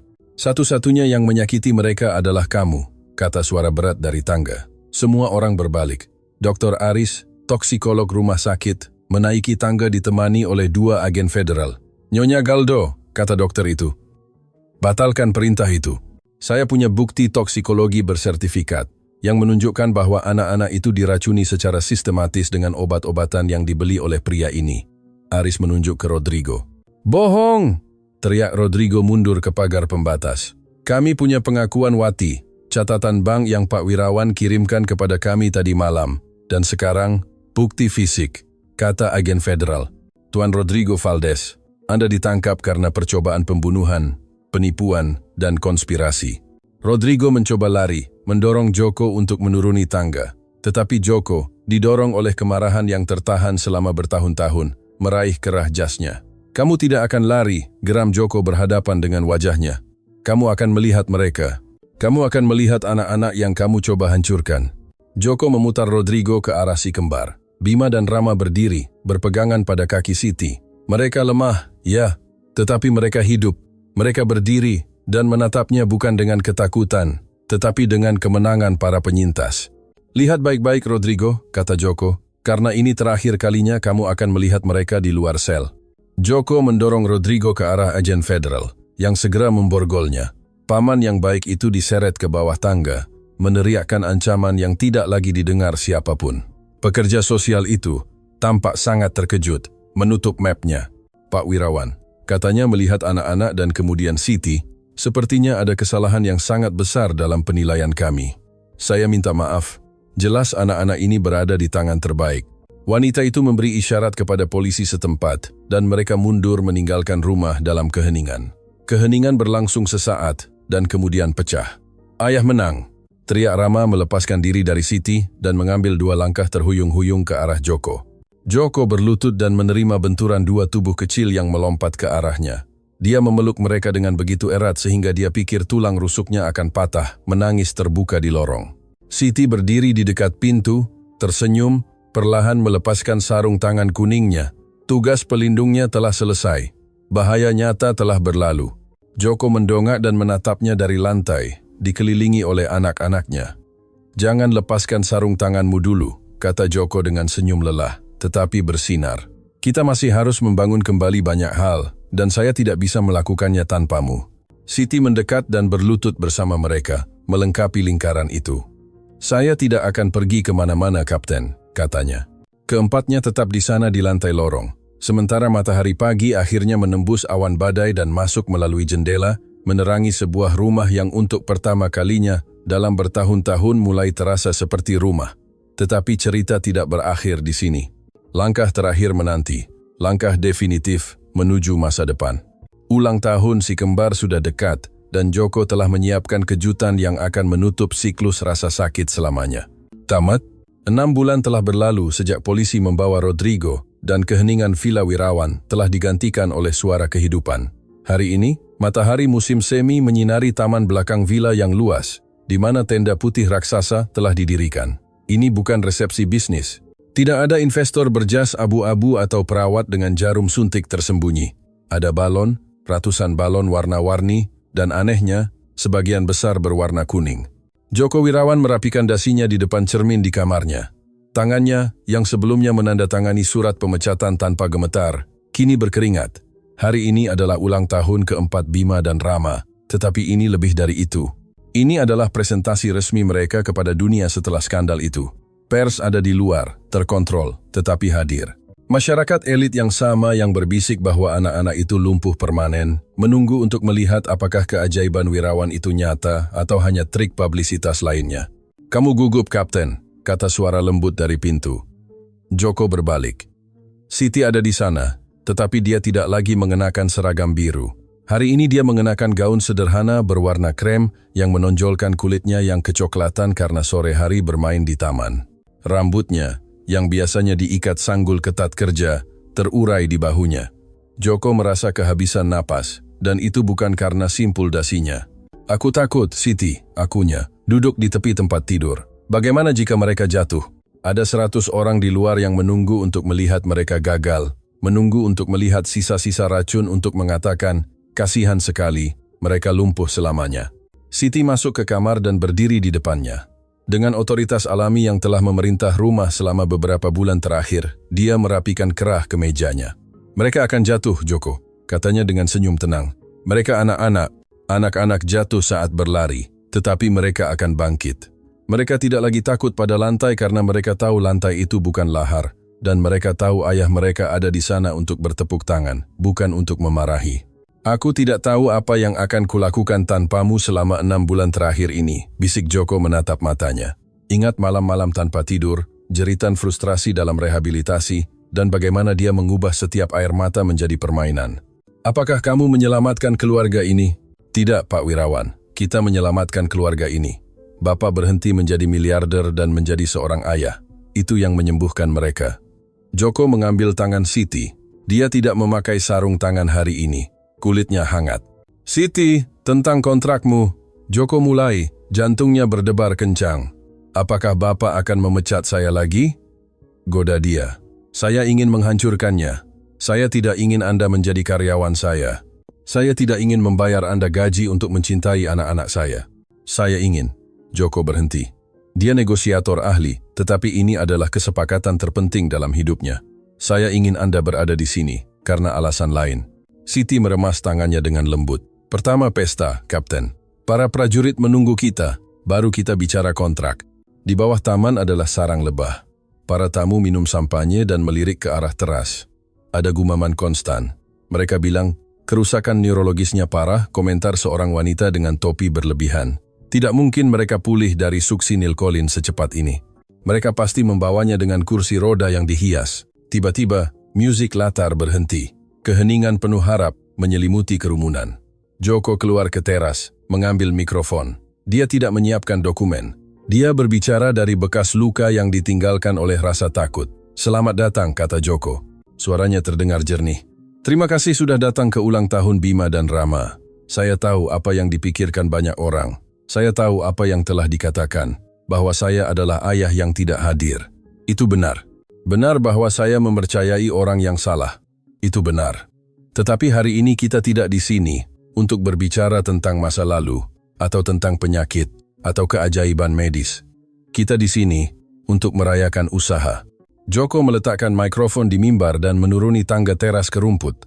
Dia berbalik ke pintu villa yang terbuka. Siap atau tidak, ayah datang, teriak Joko. Bukan sebagai tuan rumah, tetapi sebagai monster menggelitik. Dan kemudian itu terjadi. Mereka tidak keluar berjalan. Mereka melesat keluar.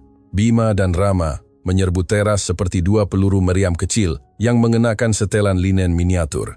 Tidak ada kursi roda, tidak ada alat bantu jalan, tidak ada perawat yang menahan mereka. Mereka berlari. Itu adalah lari yang canggung. Ya, kaki mereka masih memiliki sedikit kekakuan, kenangan akan kerusakan otot. Terkadang satu kaki terseret sedikit lebih jauh dari yang lain, tetapi mereka berlari dengan kegembiraan liar, tertawa terbahak-bahak. Kerumunan menahan teriakan kolektif. Rama, dalam kegembiraannya, tersandung langkah terakhir. Keheningan memotong udara. Wanita dengan topi itu menutup mulutnya menunggu tangisan. Drama, tetapi Rama tidak menangis. Dia berguling di rumput, membuat setelan mahalnya penuh dengan rumput, dan bangkit dengan satu lompatan. "Aku bola bowling," teriak anak itu mengangkat tangannya. "Serang!" teriak Bima melompat ke arah kakaknya. Joko menangkap mereka berdua di udara, berputar bersama mereka, jatuh ke lantai dengan sengaja untuk dikubur oleh tawa anak-anaknya. Siti mengamati dari pagar teras, menangis, tetapi kali ini air mata itu manis dari misi yang selesai. Dia melihat bagaimana para tamu, mereka yang datang karena rasa ingin tahu, sekarang tersenyum sungguh-sungguh. Beberapa bahkan tergerak. Vitalitas si kembar menular. Mereka telah mengalahkan kematian, mereka telah mengalahkan pengkhianatan, dan mereka melakukannya dengan bermain.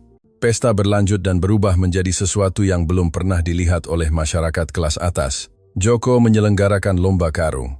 Dia sendiri berpartisipasi, merusak setelan jas mahal lainnya, tetapi mendapatkan rasa hormat mutlak dari anak-anaknya. Saat matahari terbenam, ketika anak-anak kelelahan, duduk di atas selimut makan kue dengan tangan mereka, aturan lain dilanggar oleh manajemen baru. Joko mencari Siti. Dia sedang mengumpulkan beberapa piring kosong karena kebiasaan murni. "Hentikan itu," kata Joko mengambil piring itu darinya. "Ada pelayan untuk itu, ikut denganku." Dia membawanya ke sudut terpencil taman di bawah pergola yang ditutupi bunga melati. Di sana, di atas meja kecil, ada kotak hadiah yang dibungkus kertas emas. "Saya bilang saya ingin berbicara tentang kontrakmu," kata Joko menjadi serius. Siti melihat kotak itu. "Pak, saya tidak butuh hadiah. Melihat mereka berlari hari ini sudah cukup." "Buka." Siti melepaskan ikatan dengan jari gemetar. Dia membuka kotak itu. Di dalamnya, di atas bantal beludru biru, ada bingkai foto perak, tetapi tidak ada foto di dalamnya. Di dalam bingkai, ditekan dan diawetkan di balik kaca, ada sarung tangan karet kuning, sarung tangan pel supermarket sederhana. Di bawahnya ada plakat kecil yang terukir. Tertulis, "Tangan yang menahan dunia kita saat ia jatuh." Siti menutup mulutnya terisak. Itu adalah hadiah paling aneh dan terindah yang pernah dia terima. "Sarung tangan itu bernilai lebih dari seluruh rumah ini," kata Joko mendekatinya. "Karena dengan sarung tangan itu kamu mengajariku menjadi seorang ayah. Kamu mengajariku bahwa cinta bukanlah membayar klinik terbaik, tetapi berada di lantai dan mengotori dirimu." Joko memasukkan tangannya ke saku dan mengeluarkan sesuatu yang lebih kecil. Itu bukan cincin, belum. Sudah terlalu cepat dan dia tahu itu. Itu adalah kunci-kunci besi tua. "Ini adalah kunci rumah pantai di pesisir," kata Joko. "Dokter bilang udara laut dan berenang akan membantu menguatkan kaki mereka 100%. Saya ingin membawa mereka ke sana sepanjang musim panas, tetapi saya tidak akan pergi jika kamu tidak ikut. Bukan sebagai pengasuh, bukan sebagai karyawan." Siti menatapnya dengan mata berkaca-kaca. "Lalu bagaimana?" "Sebagai bagian dari keluarga," kata Joko menelan ludah sepenuhnya. "Sebagai wanita yang telah mengembalikan hidup saya juga. Aku jatuh cinta padamu, Siti." Dia tidak tahu apakah itu pantas. Dia tidak tahu apakah itu terlalu cepat, tetapi itu adalah kebenaran. Dan di rumah ini, tidak ada lagi kebohongan yang diucapkan. Siti menatap sarung tangan yang dibingkai, lalu ke kunci, dan akhirnya ke Joko. Dia melihat pria di balik miliarder itu, pria yang belajar bermain. "Joko," katanya, menggunakan nama depannya untuk pertama kalinya tanpa pak. "Saya jatuh cinta padamu pada hari Anda mengenakan sarung tangan kuning dan berlutut di karpet." Joko tersenyum, senyum yang mencapai matanya. Dia membungkuk dan menciumnya. Itu adalah ciuman di bawah cahaya oranye matahari terbenam. Dengan suara latar belakang anak-anak mereka berdebat tentang siapa yang makan kue paling banyak. Itu adalah ciuman dari dua penyintas yang telah menemukan rumah mereka satu sama lain. Ayah, Siti. Teriakan Bima memecah momen romantis itu. Keduanya berpisah sambil tertawa. Si kembar berlari ke arah mereka dengan wajah ternoda koklat. Rama bilang dia lebih cepat, tetapi Bima lebih cepat. Bohong, teriak Rama. Aku punya turbo di kakiku. Joko mengangkat Rama dan Siti mengangkat Bima. Kalau begitu kita harus memeriksanya di pantai, kata Joko sambil mengedipkan mata pada Siti. Pantai? Tanya si kembar serempak dengan mata terbelalak. Ya, kita semua pergi besok, kata Siti mencium pipi Bima yang lengket. Malam menyelimuti villa. Para tamu sudah pergi. Keheningan kembali, tetapi itu bukan lagi keheningan yang dingin. Itu adalah keheningan kedamaian. Di ruang utama di atas perapian, di mana sebelumnya ada lukisan abstrak pretensius dari seniman terkenal, kini tergantung bingkai dengan sarung tangan kuning. Joko berjalan melewatinya sebelum naik untuk tidur. Dia berhenti sebentar dan menatap sarung tangan itu. Dia memikirkan Wati yang membusuk di sel membayar karena keserakahannya. Dia memikirkan Rodrigo, bangkrut dan terlupakan, dan kemudian dia memikirkan Siti yang ada di atas membacakan cerita untuk anak-anaknya. Joko mematikan lampu ruang tamu.